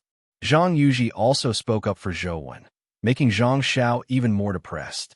Zhou thought for a moment and said, "How about this? Please help me feed Tyrant Behemoth. I don't want any payment for the time you feed it. I'll let it work for you for free. How about that? Do I have to keep feeding it?" Zhang Xiao asked coldly. "Then I'll let it work for your Zhang family for free." Zhou paused before saying, "However, I have a condition. You have to feed it well. You can't let it starve. Furthermore, you have to feed it until I leave Mount Dragon Tiger." "That's more like it. Then it's settled. Summon Tyrant Behemoth." "I'll feed it now," Zhang Xiao said as he stared at Zhou, afraid that he would go back on his word. "Sure." Zhou summoned Tyrant Behemoth and got it to follow Zhang Xiao. "You don't have to do that," Zhang Yuji said apologetically. "It's fine. If he likes to raise it, let him." Zhou pitted Zhang Xiao when he saw him leave excitedly with Tyrant Behemoth. Tyrant Behemoth was indeed powerful. It even had a chance to improve further in the future. Others only saw its strength, but they didn't know how much food it consumed every day. If it wasn't for the fact that there was an endless primordial crystal mine in-game, Tyrant Behemoth would have long starved to death. Zhou knew very well how much he had to pay to feed it in real life. Such a price was something ordinary people couldn't afford. Since Zhang Xiao liked to feed Tyrant Behemoth so much, there was no need for Zhou to stop him. Zhang Xiao happily returned with Tyrant Behemoth. As long as he fed Tyrant Behemoth, he could use it for free. Where else could he find such a good deal? Zhang Xiao was secretly pleased. If Zhou goes back on his word, there's no need for me to look down on him. He himself will be embarrassed. If he doesn't go back on his word, I'll keep feeding it until he dies. I won't return it to him no matter what. "Zhang Xiao, what's going on?" Zhang Chunxiu asked in puzzlement when he saw Zhang Xiao bring Tyrant Behemoth over. Zhang Xiao recounted the matter smugly. "That punk Zhou knows that he's in the wrong, so he lent it to us for free. Now, there's no need to give him the life-reversing spirit talisman." Zhang Chunxiu frowned when he heard that. He sized up the 3-meter-tall Tyrant Behemoth and said, "I don't think this matter is that simple. That Zhou isn't such a thin-skinned person. Would he be so kind as to lend Tyrant Behemoth to us for free? Tyrant Behemoth is already here. If he goes back on his word and takes it back, he'll be embarrassing himself," Zhang Xiao said. However, Zhang Chunxiu didn't think so. After some thought, he said, "Legend has it that Tyrant Behemoth is an existence that eats 1,000 mountains every day. Although the legend might be a little exaggerated, Tyrant Behemoth is definitely a glutton." "Did you ask Zhou what Tyrant Behemoth eats?" "I did. He said that essence crystals, essence gold, or anything else that contains essence energy is fine. So what if it can eat? Aren't we going to let Tyrant Behemoth eat fiend stones?" "This is equivalent to free labor," Zhang Xiao said with a smile. "Perhaps." Zhang Chunxiu had a nagging feeling that Zhou wasn't such a kind-hearted person. So Gu.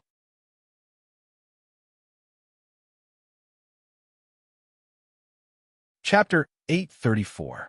He followed Zhang Yuji around for a day. The vicinity of Mount Dragon Tiger was just too big. There were many dimensional zones, so he only went to a few relatively famous places that day. After returning, Zhang Yuji arranged a place for Zhou to stay in Celestial Master Manor. Zhou lay on the bed and took out his phone. He wanted to see if Pill Furnace Mountain in-game could also produce pill essences. When he opened the game, the scene he saw was the full view of Pill Furnace Mountain. He controlled the blood-colored avatar to arrive at the top of Pill Furnace Mountain and sought 9 bowl-size holes on the top of Pill Furnace Mountain. When he approached Pill Furnace Mountain, a pill essence immediately spewed out from one of the holes. It was a scarlet pill essence that was undoubtedly at the legendary stage. Zhou summoned the Golden Overlord Sword and got it to slash the pill essence before landing on the mountaintop. The 9 holes immediately spewed out pill essences. Some were red and some were yellow, but they were no match for the Golden Overlord Sword. They were shattered the moment they appeared. Killed legendary creature, toxic pill essence. Killed epic creature, rejuvenation pill essence. Although they looked similar on the surface, the pill essences still had some minute imperfections. Ding! With a crisp sound, a companion egg finally dropped. On careful look, it was a golden pill with the words Rejuvenation Pill Essence. An epic rejuvenation pill. Zhou couldn't help but be overjoyed. Although this wasn't as good as the rejuvenation pill, he had heard from Zhang Yuji that the rejuvenation pill's healing effects were very good. Ordinary internal organs and flesh injuries would be very effective after eating the rejuvenation pill. He hatched the rejuvenation pill and looked at its stats. Rejuvenation Pill Essence, Epic Life Providence, Earth Rejuvenation Life Soul, Pill Spirit Strength, 21 Speed, 21 Constitution, 22 Primordial Energy, 39 Talent Skill, Miraculous Rejuvenation Companion Form, Pill, One-Time Use. These stats are quite odd. However, according to Zhang Yuji, the other stats don't matter. The quality of a pill essence mainly depends on its primordial energy. A pill essence with high primordial energy has strong effects. This one has 39 primordial energy, so it's considered a second-best quality, Zhou thought. The Golden Overlord Sword was still killing the pill essences. The 9 holes constantly spewed out all sorts of pill essences that were killed by the Golden Overlord Sword. These pill essences were odd. Apart from companion eggs, nothing else dropped. Zhou didn't even see a single stat crystal. Instead, 2 legendary companion eggs dropped. Suddenly, a white pill essence flew out from the hole. The pill essence was as big as a fist, sparkling and translucent, like a jade ball with mist inside. What was even more bizarre was that there seemed to be a white dragon-shaped mist flowing within the pill. The entire pill essence was emitting an abnormally powerful aura of life. Dragon-shaped Dan essence? Could it be the mythical life regeneration pill essence that Zhang Yuji mentioned? Zhou was delighted as he immediately ordered the Golden Overlord Sword to slash over. Dang! When the Golden Overlord Sword slashed at the rejuvenation pill essence, it failed to split it into 2. All it left was a sword mark. Almost instantly, the wound on the rejuvenation pill essence's body healed. The Golden Overlord Sword slashed several times, each strike leaving a deep wound on its body. However, it failed to split it open. In the next instant, the rejuvenation pill essence recovered to its original state. The recovery ability of this rejuvenation pill essence is so powerful. It's even stronger than Li Xian's recovery ability. Zhou was secretly surprised. Unfortunately, Tyrant Behemoth was still with Zhang Xiao, so he couldn't use it. Zhou had to retrieve it before he could use it in-game. Zhou naturally couldn't retrieve it now, so he had no choice but to get the blood-colored avatar to hold the Golden Overlord Sword and use Immortal Slaying. With the Golden Overlord Sword and Immortal Slaying, he split the rejuvenation pill essence into 2. Killed mythical creature, rejuvenation pill essence. Looking at the game notification, Zhou was stunned for a moment. That's it. After all, it was the first kill of a mythical creature in this dungeon, but not a single hair dropped. Although Zhou was somewhat depressed, he didn't think much of it when he thought of how there would be plenty of opportunities in the future. He continued getting the Golden Overlord Sword to kill the pill essence. Ding! After killing a legendary pill essence, a companion egg dropped. Zhou took a careful look and realized that its name was Aphrodisiac Pill. There's actually such a pill essence. Zhou was somewhat surprised. He hatched the Aphrodisiac Pill and realized that its stats were ordinary. However, its talent skill was different from the rejuvenation pill. Its name was aphrodisiac. Zhou kept counting. There were a total of 81 pill essences in Pill Furnace Mountain. After killing them, no more pill essences came out. Apart from the rejuvenation pill essence, no other mythical pill essences appeared. He dripped his blood to respawn the dungeon, but the pill essences on Pill Furnace Mountain didn't respawn. From the looks of it, this Pill Furnace Mountain's respawn pattern should be the same as other mythical creatures. It respawns 24 hours a day. Zhou had no choice but to give up on grinding pill essences and turn to grind other mythical creatures and rare dimensional creatures. Ding! After killing the golden battle god Halberd again, another companion egg dropped. This thing is way too easy to drop. This seems to be the fourth or fifth. Zhou couldn't remember how many times it had dropped. What's the use of dropping so many of these things? Hurry up and drop the 9 Black Dragon's companion beasts. Let me see how effective they are. Zhou suddenly thought of something. Previously, Lu Yun could transfer companion beasts to others by paying a small price. Now that I've cultivated the sky-stealing, sun-swapping skill, can I be like him? If it works, wouldn't I be able to sell those useless companion beasts? Zhou really wanted to sell companion beasts in exchange for the resources he needed. Even if he didn't sell them, he could hand the companion beasts he couldn't use to someone close to him to give them more protection.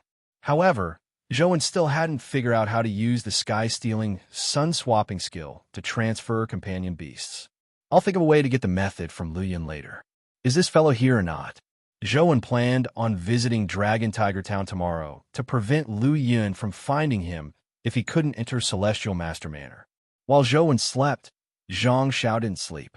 He was still in a state of excitement. He had led Tyrant Behemoth to the Fiend Tomb today to see if Tyrant Behemoth would eat the Fiend Stones. The outcome excited him. Not only did Tyrant Behemoth eat, but it also ate at an astonishing speed. In just half a day, it had already eaten a large number of Fiend Stones.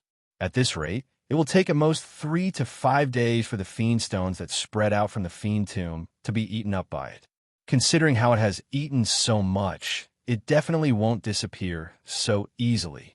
Adding in the digestion time, it will probably take about a month to resolve the problem of the Fiend Stone proliferation. Zhang Xiao thought excitedly.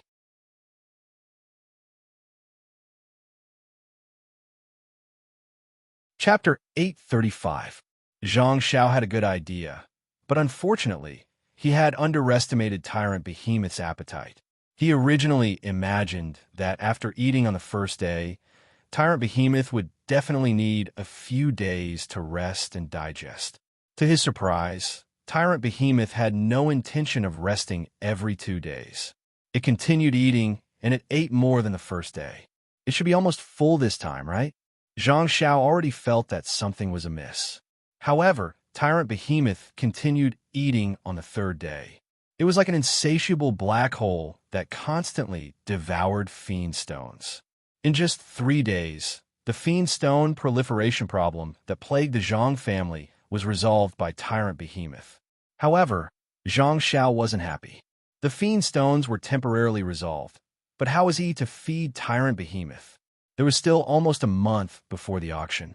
Just the thought of Tyrant Behemoth eating like this every day made his legs go limp. How many essence energy crystals did he have to obtain to feed Tyrant Behemoth like this? I don't believe that Tyrant Behemoth doesn't need to digest.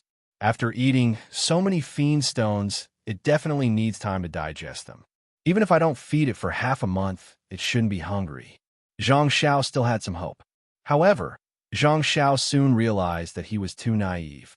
After not feeding it for half a day, Zhang Xiao realized that Tyrant Behemoth was showing the symptoms of hunger that Zhou had mentioned. Zhang Xiao gritted his teeth and took out the dimensional crystals in his vault to feed Tyrant Behemoth. Only after using half of his vault did Tyrant Behemoth's hunger symptoms disappear. Zhang Xiao's expression was extremely ugly. With Tyrant Behemoth eating like this, his vault could at most feed it for 4 to 5 days, but what would happen after that? Zhang Xiao suddenly realized that he had fallen for Zhou Wen's evil trick. Zhou had said that he would feed it until it left Mount Dragon Tiger. How could Zhang Xiao have that many essence crystals to feed Tyrant Behemoth? That's not right. Tyrant Behemoth can eat so much. How can Zhou afford it? If I can't afford it, it's even more impossible for Zhou. Zhang Xiao felt that Zhou definitely had a way to prevent Tyrant Behemoth from eating.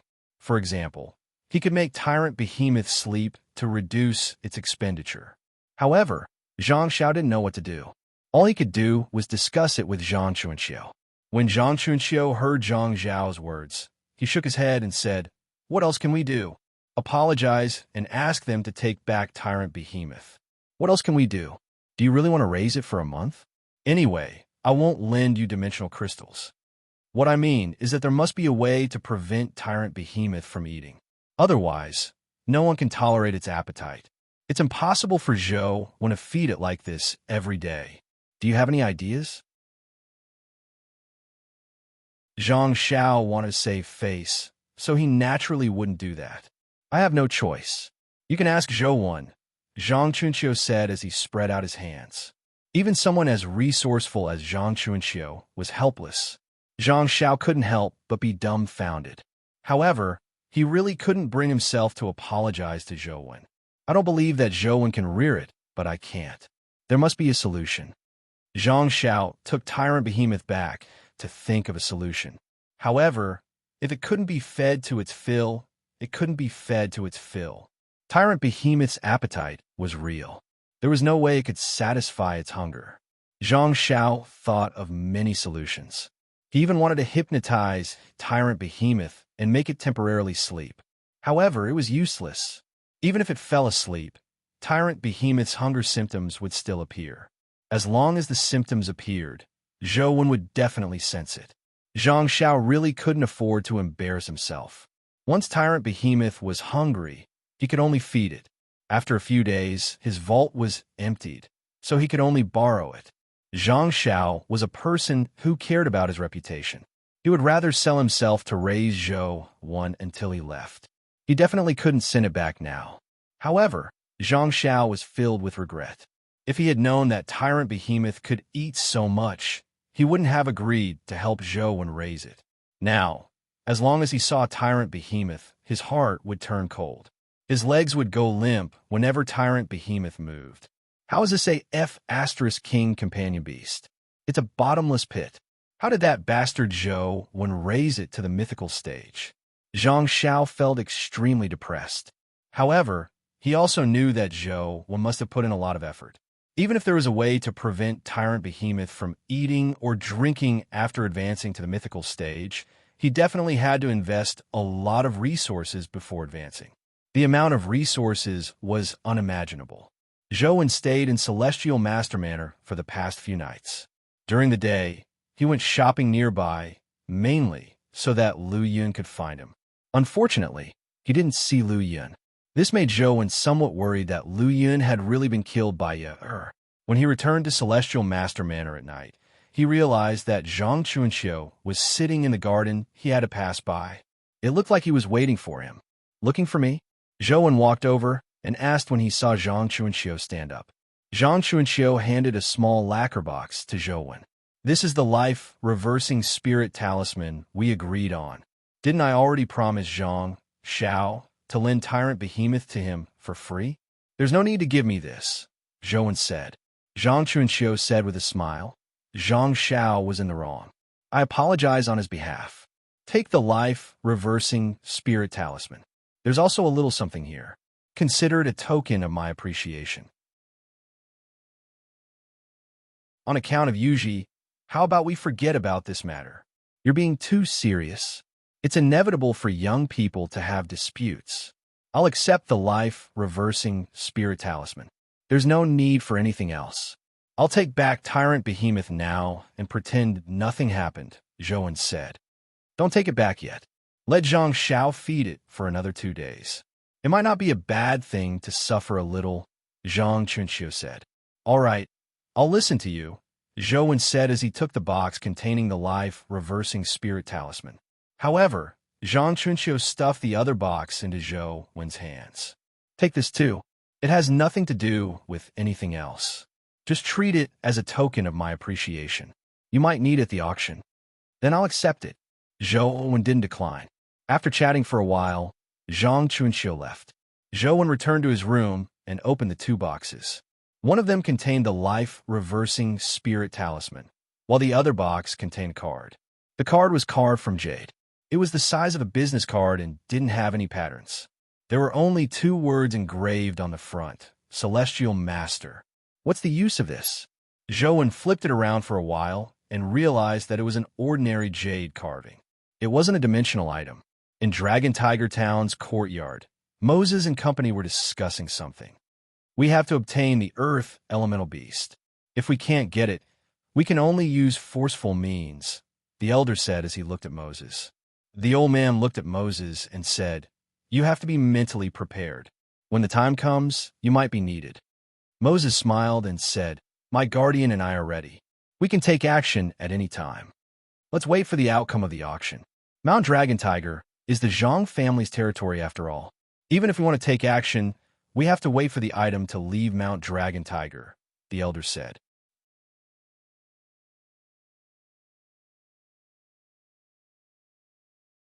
Chapter 836. 2 days later, Zhou unsummoned Tyrant Behemoth. Zhang Xiao didn't come to him. It was a tacit understanding. When Tyrant Behemoth vanished, Zhang Xiao heaved a sigh of relief. If he had really nurtured it for a month, he would have really gone bankrupt. Zhou had been waiting for Lu Yun, but before he could arrive, Zhang Chunxiu rushed over to look for him. "Zhou, there's a problem with the Fiend Tomb. Can I borrow your Tyrant Behemoth again?" Zhang Chunxiu's expression was solemn. It looked like the matter was really serious. What happened? It was precisely because it was serious that Zhou needed to clarify. He couldn't risk Tyrant Behemoth. The Fiend Stones that grew out of the Fiend Tomb have already been eaten by Tyrant Behemoth.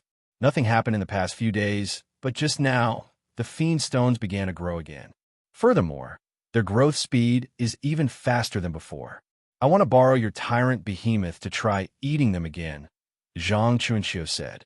"Is it convenient for me to go with you?" Zhou asked. "Of course. Follow me." Zhang Chunxiu didn't say anything else as he turned around and led the way. After leaving the town, Zhang Chunxiu summoned an immortal crane and set off with Zhou. Zhou originally imagined that the vicinity of Mount Dragon Tiger was like a fairyland, but after arriving at the Fiend Tomb, he realized that it wasn't all like that. There was a place in the mountains where all flowers withered and nothing grew. In broad daylight, the sun could clearly shine down, but it made one feel extremely gloomy. In that inconspicuous place, Zhou saw a small grave. It wasn't very big. If Zhang Chunxiu hadn't said that it was a fiend tomb, Zhou wouldn't have imagined that this small grave without a tombstone would have such a huge background. The only strange thing about this grave was its material. Ordinary graves were made of soil. High-grade ones were made of stone or bricks. Those of a higher grade were made of jade or even metal. Although the tombstone was made of stone, the stone was not man-made. It was as if the tombstone was originally made of stone. It was a kind of grayish-white stone that seemed to emit yin qi. Near the grave, a large number of rocks also appeared to be of the same texture, which seemed to be out of place with a mountain wall beside it. It was as if the valley was covered with a layer of frost. In each of the 8 directions of the grave, there was a man-made stone platform. There were people from the Zhang family guarding each stone platform, monitoring the fiend tomb from different angles. Zhang Chunxiu landed on one of the stone platforms with Zhou and pointed at the grayish-white fiend stone beside him. "Please get Tyrant Behemoth to eat the grayish-white fiend stone over there." "All right." Zhou summoned Tyrant Behemoth and got it to eat the grayish-white fiend stones. According to Zhang Chunxiu, Tyrant Behemoth stopped after eating a portion of the fiend stones. "All right, now we have to wait for the results. If you have the time, you can stay and take a look. If you don't have the time, I can get someone to send you out first," Zhang Chunxiu said. "If it's convenient, I want to stay and take a look." Zhou also wanted to see what was so special about the fiend tomb that the Zhang family had guarded for so many years. "You can stay, but remember not to leave this platform. especially at night. Zhang Chunxiu exhorted Zhou Wen repeatedly. Zhou Wen naturally wouldn't joke around with his life, so he agreed. The fiend stones didn't seem to be able to grow anytime soon. It had been a few days since Tyrant Behemoth ate the fiend stone before it grew again. It shouldn't have grown again so quickly. Zhou Wen didn't stare at the spot. Instead, he observed the fiend tomb to see if he could find the tiny palm symbol. After carefully searching the vicinity of the fiend tomb, Zhou Wen's eyes suddenly lit up. Behind a small grave, Zhou Wen saw a tiny palm symbol with Truth Listener. It was engraved on the stone of the grave. As the stones weren't very flat, they looked like natural patterns. However, Zhou Wen had seen too many tiny palm symbols, so he definitely couldn't be mistaken. However, Zhou Wen was stumped again. Although he had the tiny palm symbol, Zhang Chunxiu had repeatedly exhorted him not to leave the platform. How could he walk to the fiend tomb to take pictures? Furthermore, the Zhang family had already made an exception for him to come here. It was impossible for him to take pictures with his phone. How can I take a picture? Zhou Wen thought for a while, but couldn't think of a good solution. Just as he was worrying, he suddenly heard someone shout, "It's growing! It's growing again!" Zhou Wen was alarmed as he hurriedly looked at the fiend stones that had been gnawed out by Tyrant Behemoth. He saw another fiend stone appear on the ground that had been gnawed clean. The fiend stones were like bamboo shoots after the rain as they rapidly grew. This was the first time Zhou Wen had seen a stone grow. This time, the regrowth time is even shorter. In less than half an hour, it actually grew again, a member of the Zhang family said worriedly. Has such a situation happened before? Zhou Wen asked. The Zhang family had guarded the fiend tomb for so many years, so they should have thought of a way to deal with the fiend stones in the past. To his surprise, Zhang Chunxiu shook his head and said, in the past, the growth speed of the fiend stones was very slow. After the dimensional storms, the growth speed gradually increased. Especially in the past few months, the growth speed has been much faster than before. In the past few years, the fiend stones only spread less than 10 meters around the fiend tomb. Look at it now. In just a few months, it's probably almost 100 meters. In other words, you haven't dealt with the fiend stones in the past. Zhou Wen found it unbelievable. Of course. However, we only took a small portion of the fiend stones and brought them back for research. We didn't dig out the fiend stones on such a large scale. There has never been such a situation in the past. Although the places where the fiend stones have been dug out will still grow, the speed is very slow. It has never been so fast, Zhang Chunxiu said. What's that? Suddenly, someone pointed at the spot where the fiend stones grew and exclaimed. Zhou Wen and Zhang Chunxiu looked over and saw a human face pattern appear at the spot where the fiend stone grew. The pattern grew on the fiend stone as though a person was embedded in it. It looked very strange. Has it appeared in the past? Zhou Wen asked Zhang Chunxiu. This time, Zhang Chunxiu only shook his head as he stared at the face on the fiend stone. At the same time, he ordered, "Everyone, enter a state of emergency." Everyone tensed up. The Zhang family knew how terrifying the fiend tomb was. Zhou Wen, who was the only one who didn't know much about the fiend tomb, had an ominous feeling. Sogu.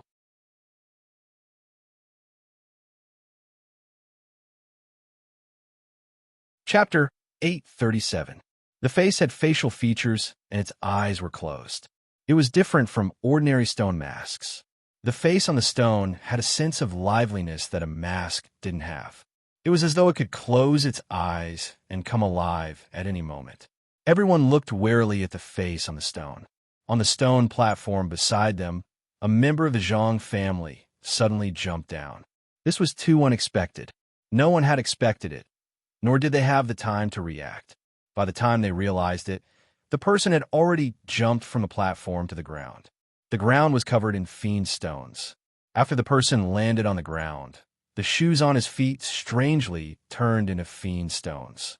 His calves also rapidly turned into fiend stones. In just 2 seconds, his calves had turned into fiend stones. Everything happened too quickly. Only Zhang Chunxiu reacted.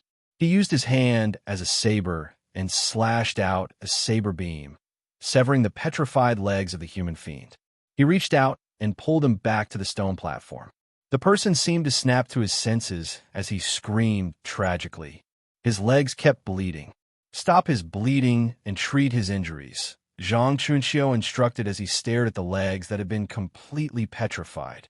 The legs stood on the ground, connected with the fiend stones as though they had become a part of them. It was so strange that it made one's scalp tingle.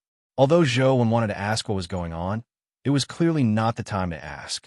He used Truth Listener to scan the fiend tomb and the fiend stones, but he didn't discover anything abnormal. He only felt that essence energy was flowing in the fiend stones, but there was nothing special about them. Zhou 1, go back first. The situation in the fiend tomb has changed. It's too dangerous. Don't let any accidents happen, Zhang Chunxiu said to Zhou 1. Although Zhou 1 really wanted to take a picture of the tiny palm symbol of the fiend tomb, it was impossible for him to request to take a picture in such a situation. All he could do was listen to Zhang Chunxiu and leave first. The trouble with the fiend tomb looked a little huge. When the Zhang family left with Zhou 1, he could see the Zhang family constantly rushing towards the fiend tomb, presumably to provide reinforcements. Zhou 1 didn't know what was going on with the fiend tomb, so he couldn't help even if he wanted to. When he returned to Celestial Master Manor, Zhou 1 kept thinking about the fiend tomb. He didn't know what that strange face was. It looked like a part of a fiend stone or some dimensional creature. Zhou 1 couldn't be sure, and this seemed to be just the beginning of a nightmare. In the next few days, it was obvious that the entire Zhang family was in a state of tension. People kept leaving the treasury preceptor, most likely rushing to the fiend tomb. Yuji, how's the situation with the fiend tomb? Zhou 1 couldn't help but ask when he saw Zhang Yuji again. The situation is very bad. Since the day before yesterday, there have been people attempting to jump into the fiend tomb every day. Although they were all saved in the end, this situation is becoming more and more frequent. We can't find a reason, nor can we ask anything. If they couldn't find a reason, they would be in big trouble. Have you tried shattering the face on the fiend stone? Zhou 1 asked. It's useless. It will grow back even if it's shattered. Furthermore, after the fiend stone shatters, stone faces will grow in other places. Now, there are 7 stone faces in the fiend tomb. Zhou 1 knew that the Zhang family was really in trouble this time. If he couldn't resolve it, people would constantly want to jump down. In the end, the entire Zhang family might be wiped out. Can you tell me what's going on with the fiend tomb? If it's not convenient, forget it, Zhou 1 asked. Zhang Yuji hesitated for a moment before whispering to Zhou 1, I'll tell you about this, but don't tell anyone. Legend has it that our Zhang family's ancestor was buried in a feng shui treasure cave. With the help of the feng shui treasure cave, we produced a celestial master. Actually, that's not the case. Our Zhang family found a feng shui tomb, but we didn't find it to bury ourselves inside, but to prevent the things inside from coming out. What do you mean? Do you mean that someone was already buried there? Zhou 1 asked in puzzlement. To be precise, it's not a person, but a ba, Zhang Yuji said. Ba? Is it a type of zombie? Zhou 1 seemed to have heard of such a monster, but he didn't know much about it. He felt that it was related to zombies. Most people often confuse Ba with zombies. In fact, the two aren't the same thing. In myths, Ba is a goddess from the heavens. She descended to the mortal world to help the Yellow Emperor defeat Qiyu. However, because her divine powers were exhausted, she was unable to return to the heavens.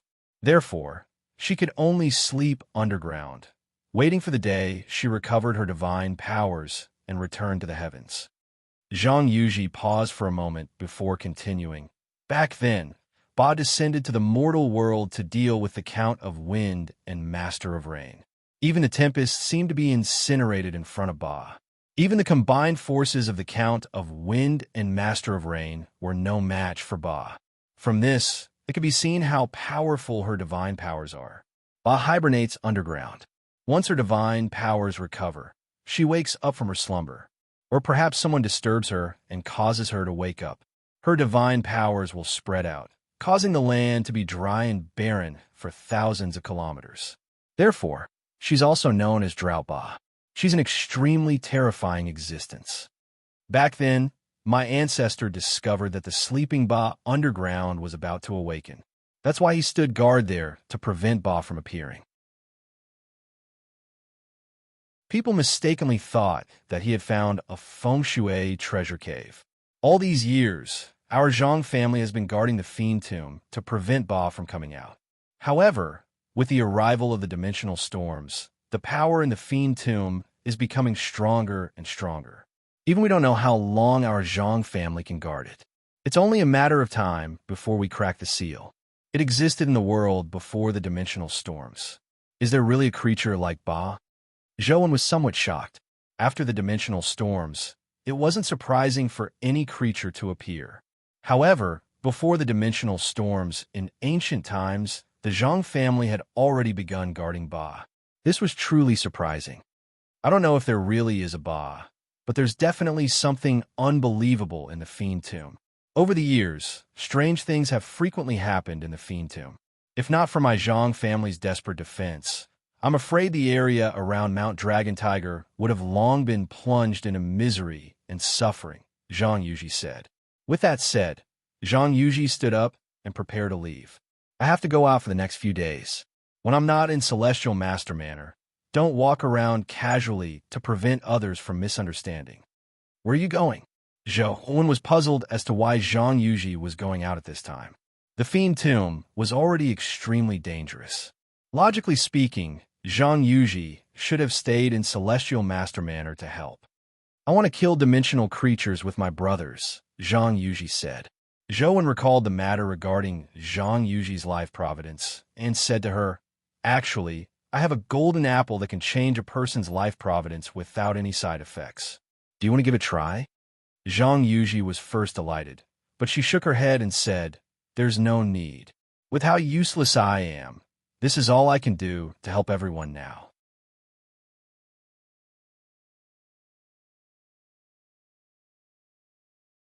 Chapter 838. Zhou fell silent. Zhang Yuji was lucky, but at the same time, she was unlucky. Her abilities and pain coexisted. Zhou could understand Zhang Yuji's feelings. She wasn't willing to become best friends with dimensional creatures before killing them. But now that the Zhang family was in such a difficult situation, they might even be destroyed. What she was doing might be saving the lives of all the family members of the Zhang family. Every family has its difficulties. It's not easy for a large family like the Zhang family either. Zhou sighed inwardly. After Zhang Yuji left, Zhou didn't continue staying at Celestial Master Manor. He went to Dragon Tiger Town and found an inn to stay. On the one hand, he didn't want to trouble the Zhang family again.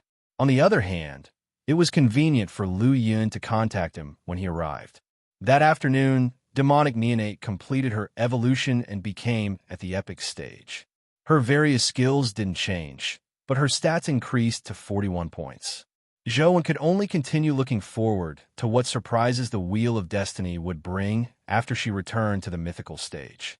Demonic Neonate's return made Zhou feel a lot more at ease. Although she was only at the epic stage, her combat strength was a huge help to Zhou. Just as Zhou was feeling gratified that Demonic Neonate had completed her evolution, Banana Jiao, who had yet to advance to the mythical stage, successfully advanced to the mythical stage on the same day. Zhou was overjoyed. He had been waiting for Banana Fairy for too long. Seeing Banana Fairy break out of the egg and transform into a young fairy dressed in green muslin, Zhou eagerly looked at her stats. Banana Fairy, mythical, evolvable, birth providence, extreme spirit root life soul, divine wind, immortal wheel of fortune, first wind of the three realms, strength, 81 speed, 81 constitution, 81 essence energy, 81 innate skill, lunar wind. Companion form, fan. There weren't many changes to his other skills. However, his basic attributes had increased to 81 points of a top-notch mythical creature. The additional Wheel of Destiny was actually called the Three Realms #1 Wind. The name was domineering, but he didn't know how effective it was. Why is there a character behind the Wheel of Destiny? Could it be that there's a Yang character in the Three Realms Best Wind? Zhou found it odd. Summoning Banana Fairy in reality, he saw an elegant girl dressed in green with a veil. She looked to be about 14 or 15 years old. Her snow-white calves were bare as she sat on a banana leaf. At this moment, The banana leaf was much bigger than before. The young girl sat there, fluttering in the wind. She looked very uncomfortable. Although Zhou didn't care much about a companion beast's appearance, he was naturally in a good mood with such a beautiful and adorable companion beast by his side. He opened the game dungeon and entered the metalwork temple dungeon. He wanted to see how powerful Banana Fairy's Wheel of Destiny was. There were furnaces everywhere in the forging temple, and the temperature was quite high. Banana Fairy sat on the banana leaf and floated beside the blood-colored avatar. Under Zhou Wen's orders, she puffed up her cheeks and blew into the metalwork temple. Voila! A large number of fire elemental sprites and various dimensional creatures were blown away. Anything that could move was blown away. As for the huge furnaces, they were all extinguished.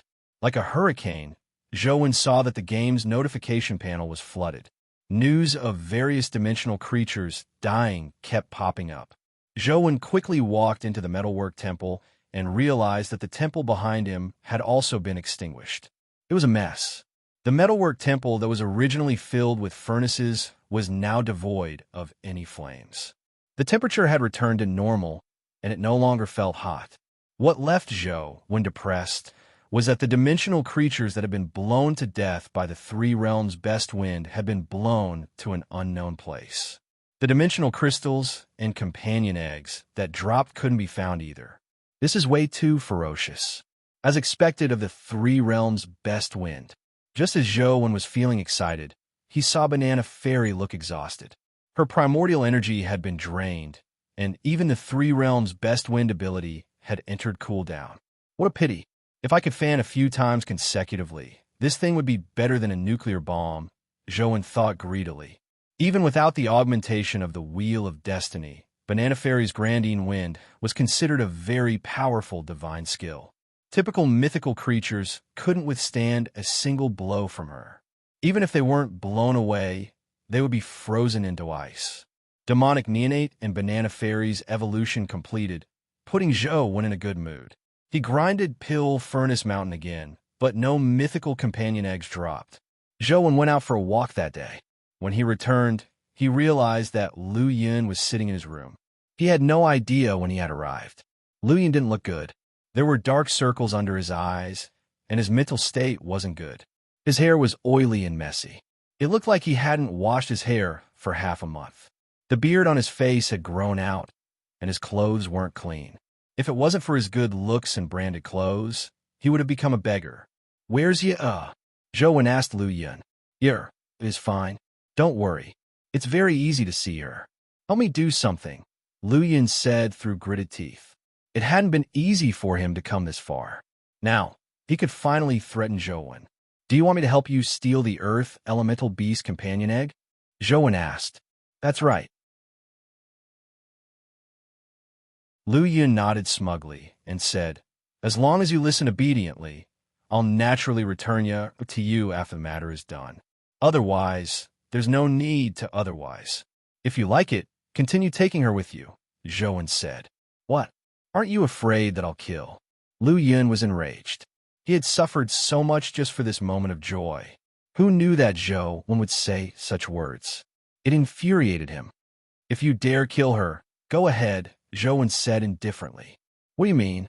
Do you think I don't dare?" Lu Yun said angrily. "Don't you think your journey has been very rough?" Zhou Wen asked. "What has this got to do with you?" Lu Yun's heart skipped a beat as he asked Zhou Wen suspiciously. "It has nothing to do with me, but think about it. When did you start being unlucky?" Zhou Wen said, "You mean that all of this is Ye-er's doing?" Lu Yun was immediately enraged. He had always believed that it was his problem, but he never expected the problem to be with a child. You know Wang Lu of the Wang family, right? Some people are born different. Ye-er is such a person, but she's different from Wang Lu. She won't bring you luck. Do you understand what I mean? Anyway, if you like it, continue taking her with you. It saves me the trouble, Zhou Wen said. Lu Yun was dumbfounded. He never expected such a thing to happen. He naturally knew Wang Lu of the Wang family. He even knew Wang Chan, much less Wang Lu. However, he never expected Ye-er to be such a person.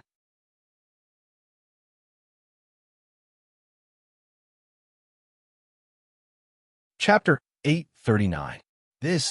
Why don't I return her to you? Lu Yun felt a little weak. He originally didn't believe it, but thinking of his encounters along the way, Lu Yun felt that he had to believe it.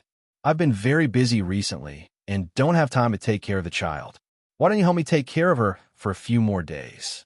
We'll talk about it when I return to Luoyang, Zhou Wen said with a smile. Take care of her, my ass, Lu Yun said gloomily. Eldest senior brother, don't be anxious. At most, I'll pay you. How about an epic companion egg a day? With this price, it won't be a problem to find a female celebrity to be a nanny. It's a bargain for you. What do you think? Zhou Wen said. Lu Yun slammed the table and said righteously, what do you think I, Lu Yun, am? I'm the great godly thief, Lu Yun. Am I someone who takes care of children? Ignoring the fact that you give me an epic companion egg a day, even if you give me a mythical companion egg a day, I won't do it. Just you wait. I'll send you back to you now. If you want to take care of her yourself. Eldest senior brother, this isn't appropriate, right? Look at how you brought her all the way here and are returning her to me just like that. Aren't you making a loss? I suggest you take care of her for a few more days, Zhou Wen said. As if I'd believe you. You are very evil. Wouldn't I be at a disadvantage if I took her along? Lu Yun said. Are you really going to return her to me? Zhou Wen asked. Of course.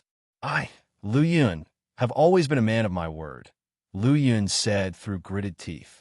All right, but you've been taking care of your for so many days. She must have lost weight from your hunger. You have to give me some nutrition fees and let me buy her some delicious supplements, right?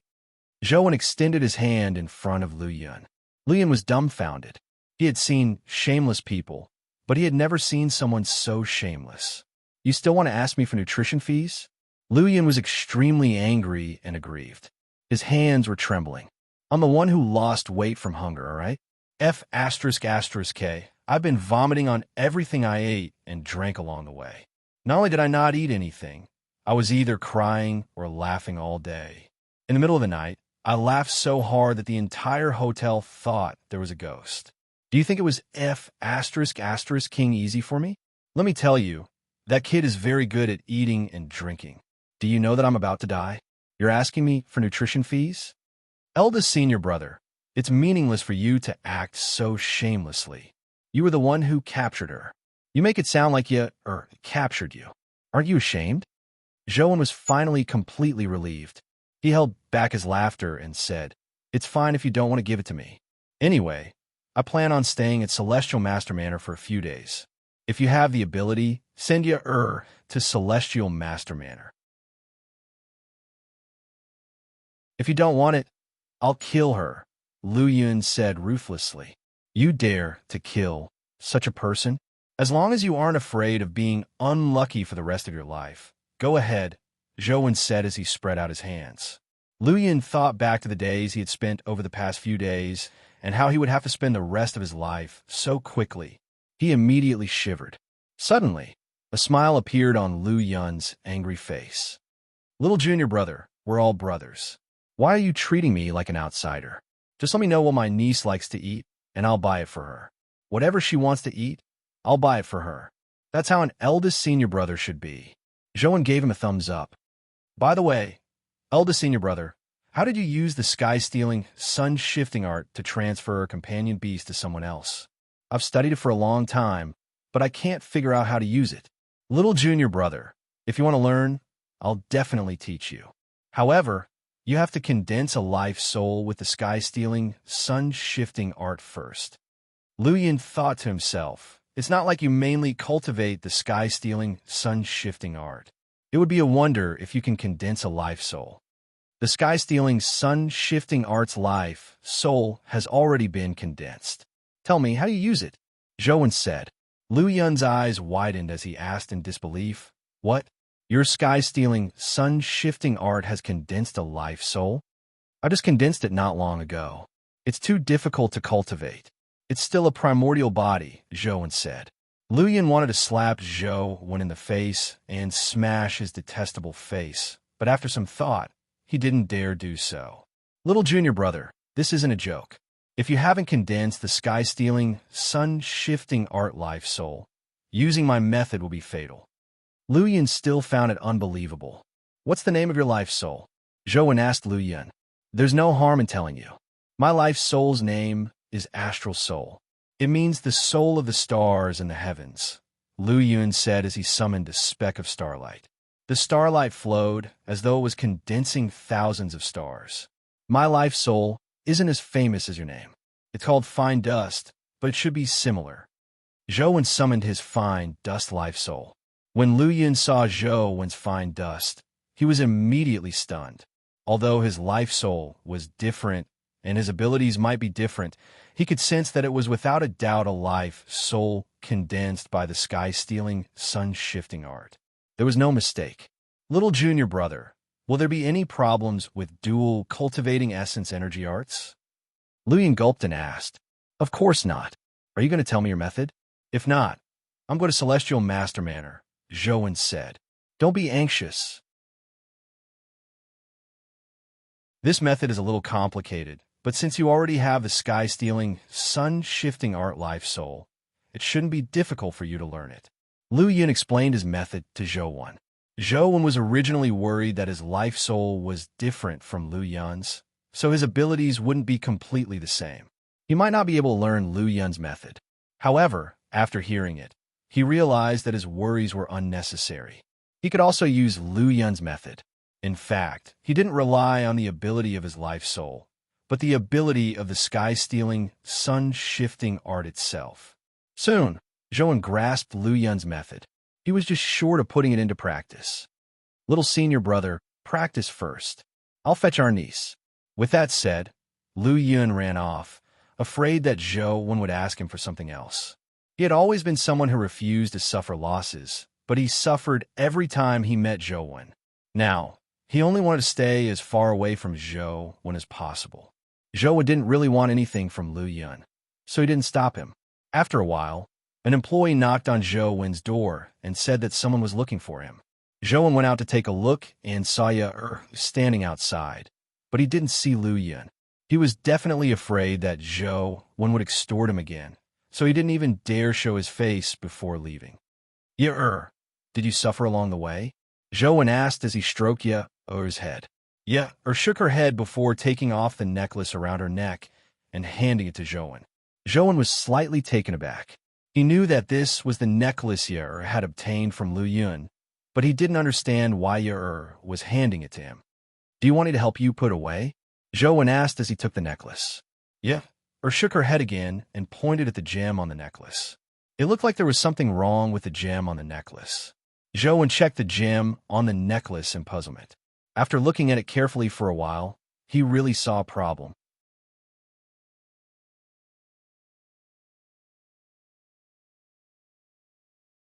Chapter 840. The necklace embedded with rubies couldn't be seen with the naked eye, but when Zhou activated the Supreme Hell King Life Soul, he realized that there was a blood-colored shadow in the largest ruby pendant in the middle. It looked like a spider. What's this? A spirit body? Zhou asked Ye. Goo. Ye said one word. This is also a goo? Zhou was somewhat surprised. No matter how he looked at it, there was a spirit body inside the ruby. However, on second thought, it made sense. No one stipulated that goo with a spirit body couldn't exist. The spider in the ruby was very likely a goo with a spirit body. It's no wonder Ye took this necklace. So there's such a strange goo inside. I wonder what level it is. Zhou took out his phone and snapped a picture of the ruby with the spider. To Zhou's surprise, it was really snapped. Furthermore, it wasn't a dimensional creature, but a companion beast. Red Heart Goo. Mythical Life Providence. Widow Life Soul. Empress of Heart's Wheel of Destiny. Love, Goo Strength. 72 Speed. 80 Constitution. 71 Essence Energy. 80 Talent Skill. Neurotoxin Companion Form. Pendant. This is a companion beast that has already hatched, but why is it here? Where did its owner go? Zhou was somewhat puzzled. Logically speaking, once the owner of a companion beast died, the companion beast would dissipate. This red heart goo had clearly hatched, but it was trapped in the necklace. Its owner didn't take it back. This was somewhat strange. Zhou wanted to ask Lu Yun about the origins of the necklace, but unfortunately, he couldn't find him. All he could do was search for pictures online to see if there were any clues. It was easy to find the origins of the necklace. Joan couldn't help but be surprised. This necklace has been around since ancient times before the dimensional storms. Furthermore, from the outcome of those who possess this necklace, it's likely due to the red heart goo inside. This is a little strange. Did companion beasts already exist in that era? Joan couldn't figure it out. He asked Yer, but she couldn't explain it either. You can control the red heart goo inside, right? Joan asked Yer. Yer nodded. In fact, all the suffering that Lu Yun had suffered along the way was because of the red heart goo. Then keep it. If you encounter danger in the future, you can protect yourself. Joan returned the necklace to Yer. However, Yer shook her head and said, I'll give it to you to raise me. Don't abandon me.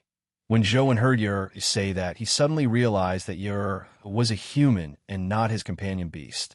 His attitude towards Yer seemed to make her feel insecure. Joan picked up the necklace and put it on Yer. He stroked Yer's head and said, I gave you your name. Do you know who has the right to give others names? Yer shook her head. Clearly, she didn't understand because she didn't have a name. Joan said, only family members can name their children. I gave you your name, so you're my family. You are my sister, so you don't have to worry about me abandoning you. That will never happen. Do you understand? Yeah. Looked at Joan and shook her head. She didn't seem to understand the concept of family. It's fine. You will slowly understand in the future. Family doesn't need you to give me anything. I will still treat you well. I will accompany you, be sad with you, and be happy with you. Joan tried his best to make you understand, but unfortunately, he wasn't a person with high emotional intelligence.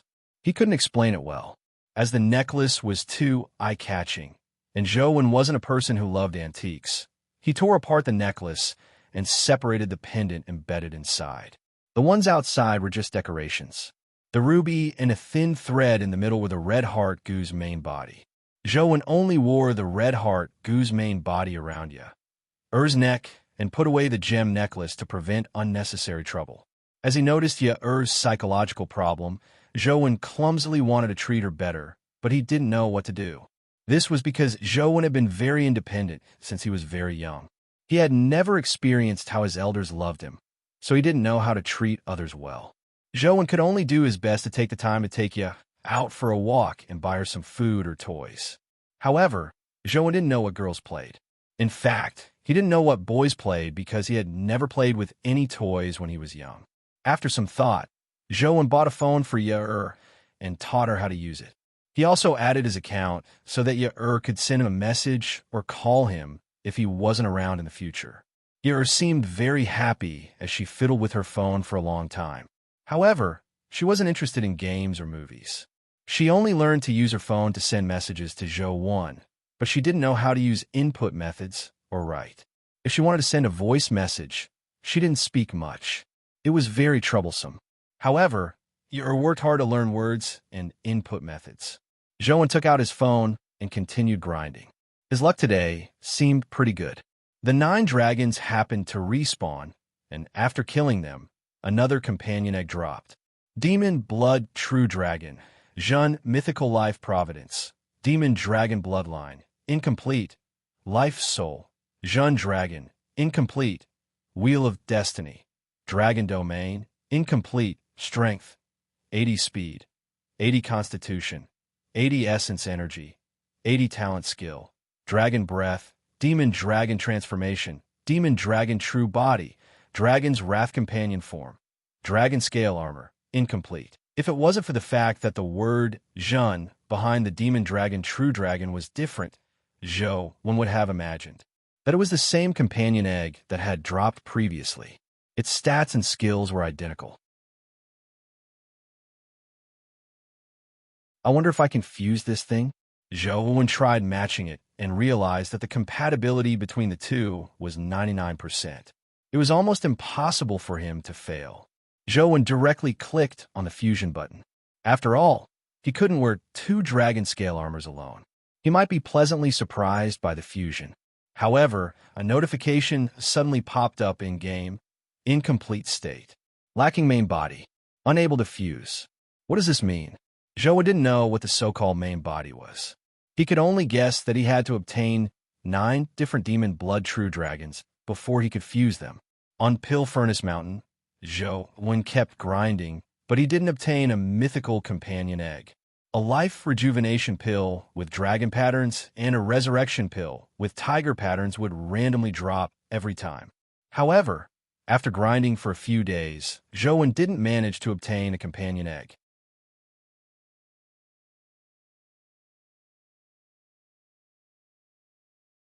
Chapter 841. When it was time for Pill Furnace Mountain to respawn pill essences, Zhou went to grind them again. The Golden Overlord Sword killed the pill essences that spewed out one by one. As he killed, he suddenly saw a strange pill essence spew out from Pill Furnace Mountain. The pill essence wasn't the common red and gold. Although it was white, it wasn't a dragon-shaped life rejuvenation pill. Although it was black, it wasn't a tiger-shaped resurrection pill. It was a pill that was half white and half black. Half of it was in the shape of a dragon, and the other half was in the shape of tiger. It looked strange and inexplicably harmonious. One could faintly hear the roar of a dragon and tiger from the pill essence's body. Clang! The Golden Overlord Sword slashed at the pill essence, but a white dragon-shaped essence energy rushed out from the pill, blocking the Golden Overlord sword beam. Although the dragon-shaped essence energy was ultimately shattered by the Golden Overlord Sword, it didn't have the strength to injure the pill essence again. Before the Golden Overlord Sword could launch a second attack, another tiger roar sounded from the pill essence's body. A black essence energy condensed into a ferocious tiger that pounced at the blood-colored avatar. Zhou summoned Tyrant Behemoth and slapped down with its claws, shattering the essence energy tiger. Tyrant Behemoth took a step further and wanted to shatter the pill essence as well, but a dragon and tiger roar sounded from the pill essence's body. The dragon and tiger shadows rose and blocked Tyrant Behemoth's attack. Tyrant Behemoth struck out several times, but it failed to shatter the dragon-tiger shadow. All it could do was activate absolute strength and roar as it struck again.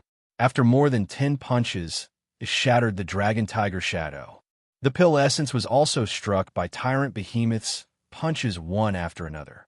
Finally, it was blasted into pieces, and its healing speed couldn't keep up with the speed of shattering. Killed mythical creature, Dragon Tiger Pill Essence. Discovered companion egg. When Zhou saw the game notification, he saw a companion egg drop. He couldn't help but be delighted as he hurriedly picked it up and hatched it. Dragon Tiger Pill Essence. Mythical Life Providence. Dragon Spirit and Tiger Ferocity Life Soul. Dragon Tiger Combat Wheel of Fortune. Resurrection. Strength. 80 Speed. 80 Constitution. 80 Essence Energy. 81 Talent Skill. Non-companion form. Pill. One-time use. What a powerful pill essence. Can this thing really revive the dead? After Zhou saw the information on the Dragon Tiger Pill Essence, he couldn't help but be overjoyed. Putting aside its other attributes, its Wheel of Fate was quite powerful. According to its introduction, it had the ability to revive the dead, but no one knew whether that was true or not. However, there was no doubt that this was a good life-saving item. Even if it was difficult to really bring the dead back to life, it would definitely have a miraculous effect when used when seriously injured. After obtaining such a treasure pill essence, Zhou was even more motivated. Unfortunately, he didn't gain anything else after grinding the 81 pill essences.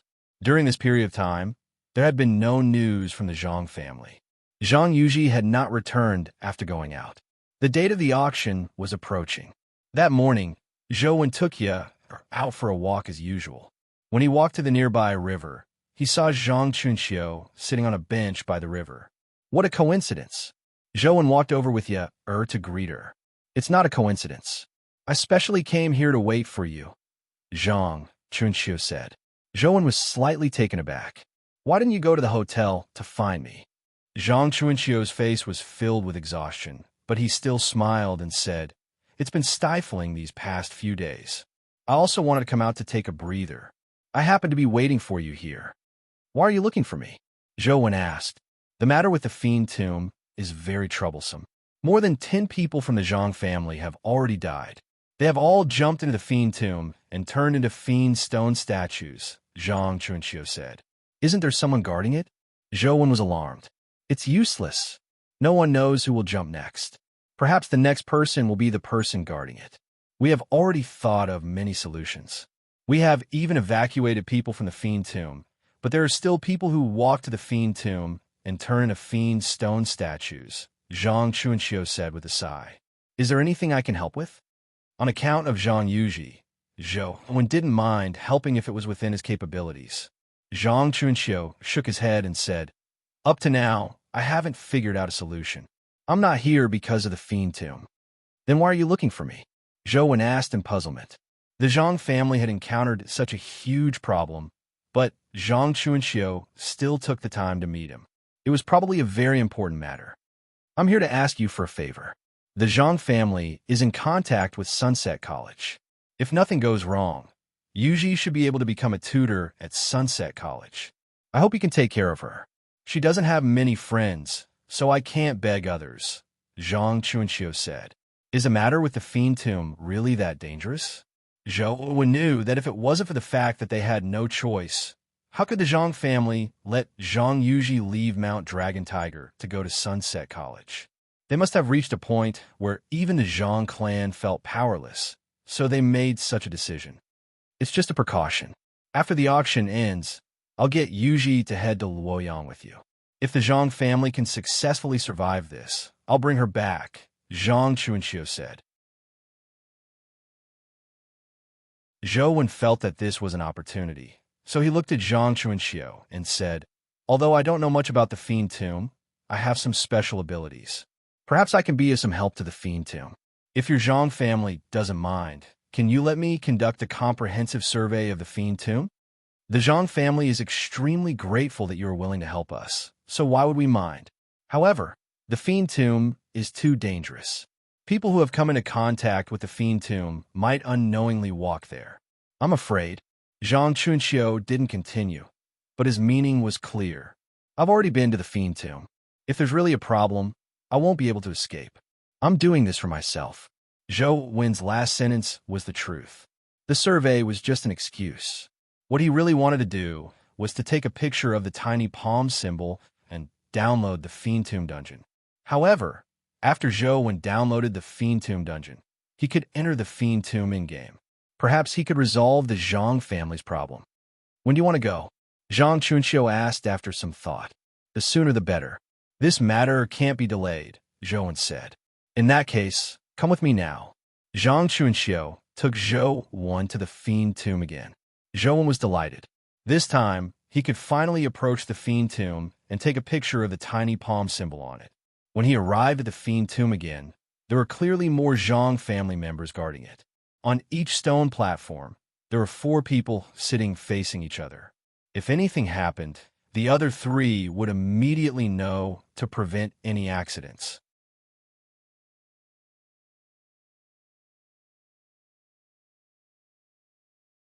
Chapter 842. Chunqiu, why did you bring him here?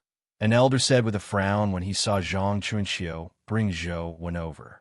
Uncle, Zhou Wen is proficient in many special exploration-type essence energy skills. Perhaps he can help us discover the problem with the fiend tomb. So I invited him over to take a look. Zhang Chunqiu didn't say that Zhou Wen had requested to come. Hurry up. Don't delay others' work. The elder frowned slightly, but didn't say anything else. Zhang Chunqiu led Zhou Wen to the fiend tomb area. Zhou Wen could clearly see that the fiend stone petrification had worsened again. A small portion of the nearby mountain walls had been petrified. The last time he came, the fiend stones didn't cover such a large area. Furthermore, there were more than 10 fiend stone statues on the fiend stone ground. They had different expressions and appearances. They were likely the Zhang family members who had run into the fiend tomb area. How do you want to investigate? Do you have any special needs? Zhang Chunqiu asked Zhou Wen. I need to observe the fiend tomb up close. If possible, I also want to take a few photos, Zhou Wen said. You can take photos, but you have to be fast. Furthermore, When approaching the fiend tomb, you can't exceed those lines or touch the fiend stones. Otherwise, you will end up like them. Zhang Chunxiu pointed at the red lines in the air. The red lines were about 10 meters away from the fiend tomb. All right, can I go now? Zhou Wen agreed immediately. At a distance of about 10 meters, his phone was enough to lock onto the tiny palm symbol and download the dungeon. Go.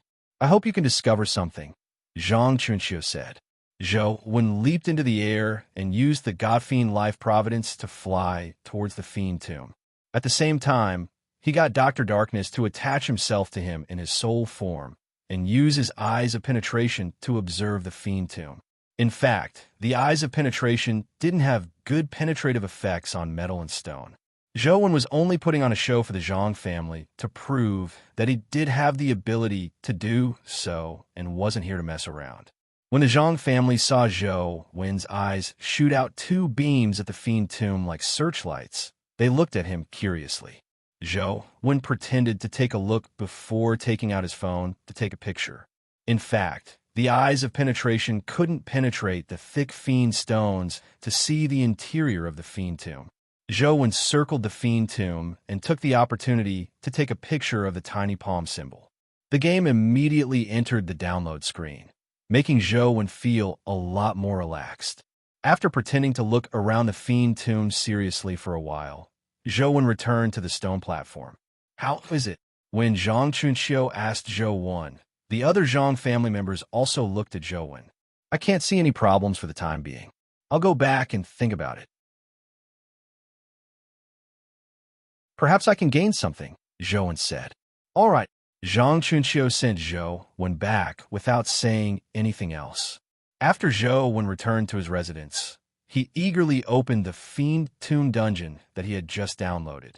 Firstly, he was very curious about the Fiend Tomb dungeon, and secondly, he hoped to help the Zhang family.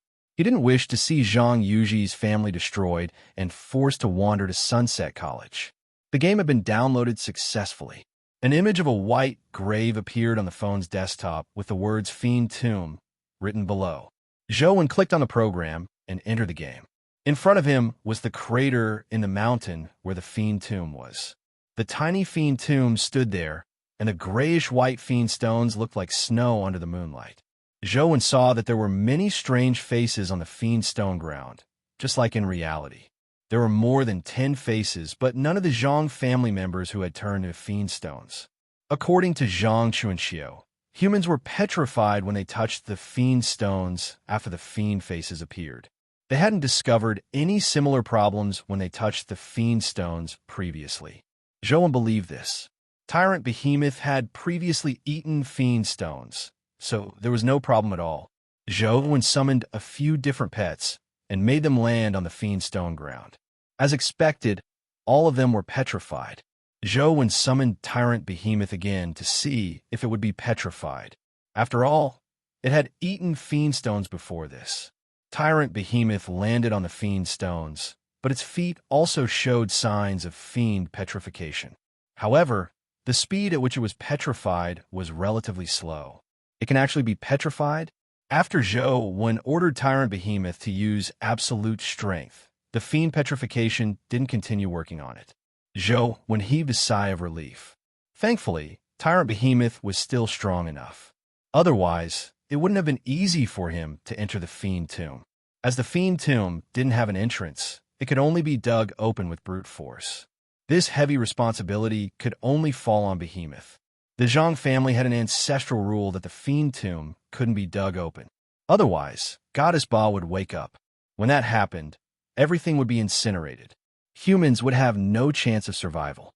In reality, Zhou Wen definitely didn't dare dig, but in-game, there naturally weren't so many taboos.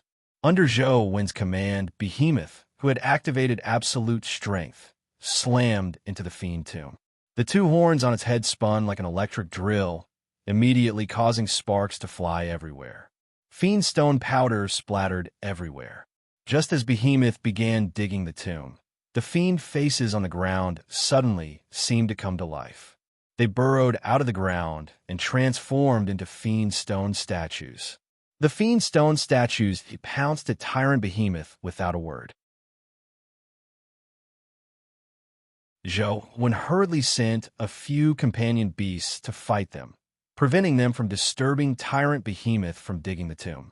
As it was only a probe, the companion beasts Zhou, when sent, weren't his main combat pets. They were all at the epic stage like the runic heavy-armored warrior. The only mythical stage was a golden battle god halberd. The speed and strength of the fiend stone statues looked to be at the epic stage. However, after their bodies were shattered, they quickly revived in the fiend stones.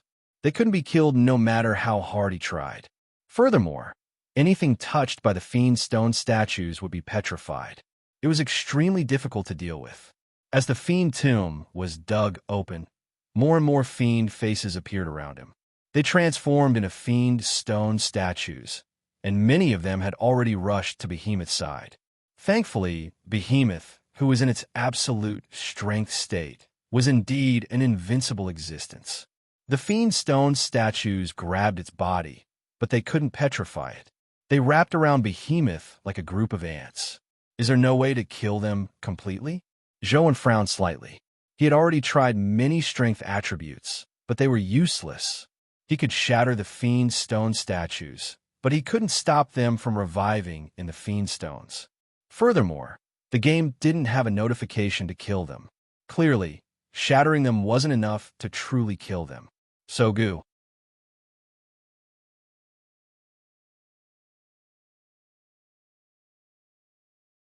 Chapter 843. Clang. While Tyrant Behemoth was digging the fiend tomb, its horn seemed to touch something as it produced the sound of metal colliding. As for Tyrant Behemoth, it automatically took 2 steps back and stared at the dug-up fiend tomb. Inside the fiend tomb was a huge human face.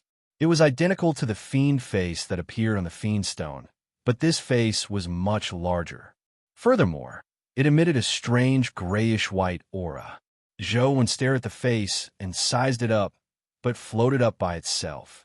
Only then did he realize that it wasn't a face, but a stone mask. From the looks of it, the appearance of the fiend face should be a problem with this mask. Zhou ordered Tyrant Behemoth to throw a punch. He wanted to see what abilities the mask had. Bam! Tyrant Behemoth's absolute strength strike shattered the mask. This left Zhou slightly taken aback. Although he felt that there weren't many companion beasts in the world that could fight Tyrant Behemoth head-on, it was destroyed without even withstanding a single punch. This was too weak. It was inferior to the Dragon Tiger Pill essence. Just as Zhou was feeling puzzled, he saw the gray powder that filled the sky float towards Tyrant Behemoth. Before Zhou could react, the dust from the shattered mask stuck to Tyrant Behemoth's face, turning it into a complete mask again. However, this time, the mask matched the size of Tyrant Behemoth's face, perfectly wrapping around it. Zhou immediately felt that something was amiss. Indeed, Tyrant Behemoth roared and struggled, wanting to tear off the mask on its face, but it failed. Furthermore, its struggle became smaller and smaller. Soon, Zhou realized that Tyrant Behemoth was no longer under his control. Boom! Tyrant Behemoth threw a punch at the blood-colored avatar. The blood-colored avatar dodged to the side as its fist smashed a huge crater in the mountain wall. Tyrant Behemoth unleashed its terrifying strength as it attacked the blood-colored avatar again and again. Zhou's strength wasn't enough to fight Tyrant Behemoth, so all he could do was constantly dodge. As Zhou dodged, he observed the mask and made a mental connection with Tyrant Behemoth. The mental connection was already useless. The mask completely controlled Tyrant Behemoth. The mask's ability surprised Zhou. From the looks of it, I can only give it a try. After shattering the mask, I'll see if I can release Tyrant Behemoth. Zhou put on the invisibility cloak and instantly vanished. Tyrant Behemoth was a brute strength-type companion beast. It had never been afraid of anyone in a head-on battle. However, Zhou had vanished. All it could do was stand there in a daze. Its masked face looked around, but it couldn't find Zhou. Suddenly, an invisible sword beam flashed. The mask on Tyrant Behemoth's face was split into 2 and fell from Tyrant Behemoth's face. However, Tyrant Behemoth didn't regain its freedom. The mask automatically shattered and condensed on Tyrant Behemoth's face, forming a new mask.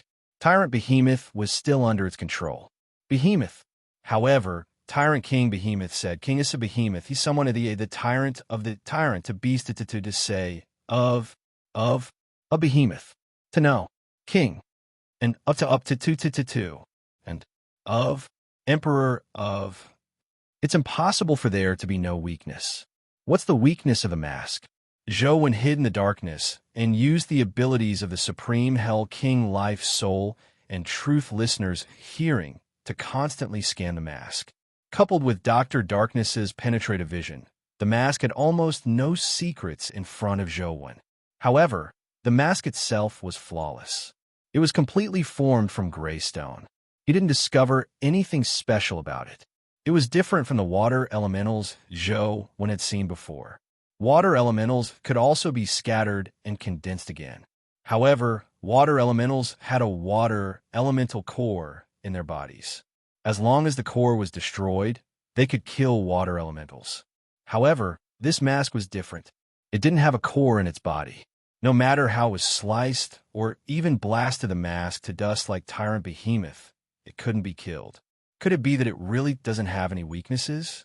Zhou observed for a long time, but failed to discover the mask's weakness.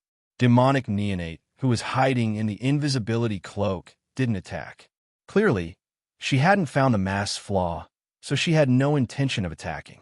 Even Demonic Neonate and I can't discover the mask's flaw. Is it possible that there aren't any flaws on its body? Or perhaps its flaw isn't on its body? Zhou's heart stirred as he focused his attention on the Fiend Tomb, where he had discovered the mask. The Fiend Tomb was filled with grayish-white Fiend Stones. After the mask flew out, the Fiend Stones below formed the shape of a human face, perhaps due to being compressed by the Fiend Stones. However, it only looked a little similar. It didn't have the liveliness of the other Fiend faces. It didn't seem to be a living creature. However, Zhou didn't care about that. He had to give it a try in every aspect. He turned invisible and quickly slashed out with a light concealment sword, slashing at the human-faced Fiend Stones in the Fiend Tomb. Wherever the sword mark appeared, black blood spewed out like a fountain. As for the mask on Tyrant Behemoth's face, it suddenly distorted as cracks appeared on it. When the black blood spewed out, the mask shattered with a crack and scattered all over the ground. Killed mythical creature, Ghoul Mask. A notification appeared in-game. Nothing dropped. Zhou was somewhat depressed. The Dragon Tiger Pill essence that had dropped recently seemed to have used up all his luck. It had been days since anything good dropped. After the Ghoul Mask was removed, Tyrant Behemoth regained its connection with Zhou. Furthermore, the ghost faces in the Fiend Stone shattered. When the companion beasts touched the Fiend Stones again, they didn't turn into Fiend Petrification. From the looks of it, the problem of Fiend Petrification was caused by the Ghoul Mask. I wonder if the people from the Zhang family came to the Fiend Tomb because of the Ghoul Mask. If that's the case, the Zhang family's trouble should be resolved. As Zhou thought to himself, he got Tyrant Behemoth to continue digging the Fiend Tomb to see what else was down there. Without the interference of the Fiend Stone statues, Tyrant Behemoth dug even faster. It directly devoured the Fiend Stones it dug out to replenish its expended essence energy. As it dug, Tyrant Behemoth stopped again. As though it had lost its soul, it stood in front of the Fiend Tomb. No matter how Zhou ordered it, it remained motionless. What's the problem now? Zhou frowned slightly as he focused his gaze at the Fiend Tomb that had been dug 7 to 8 meters deep. In the pit below, apart from the Fiend Stones, there was an additional living creature. You're tuning into the Warrior Lore YouTube channel. Don't forget to subscribe and join us on this journey to catch the most captivating stories.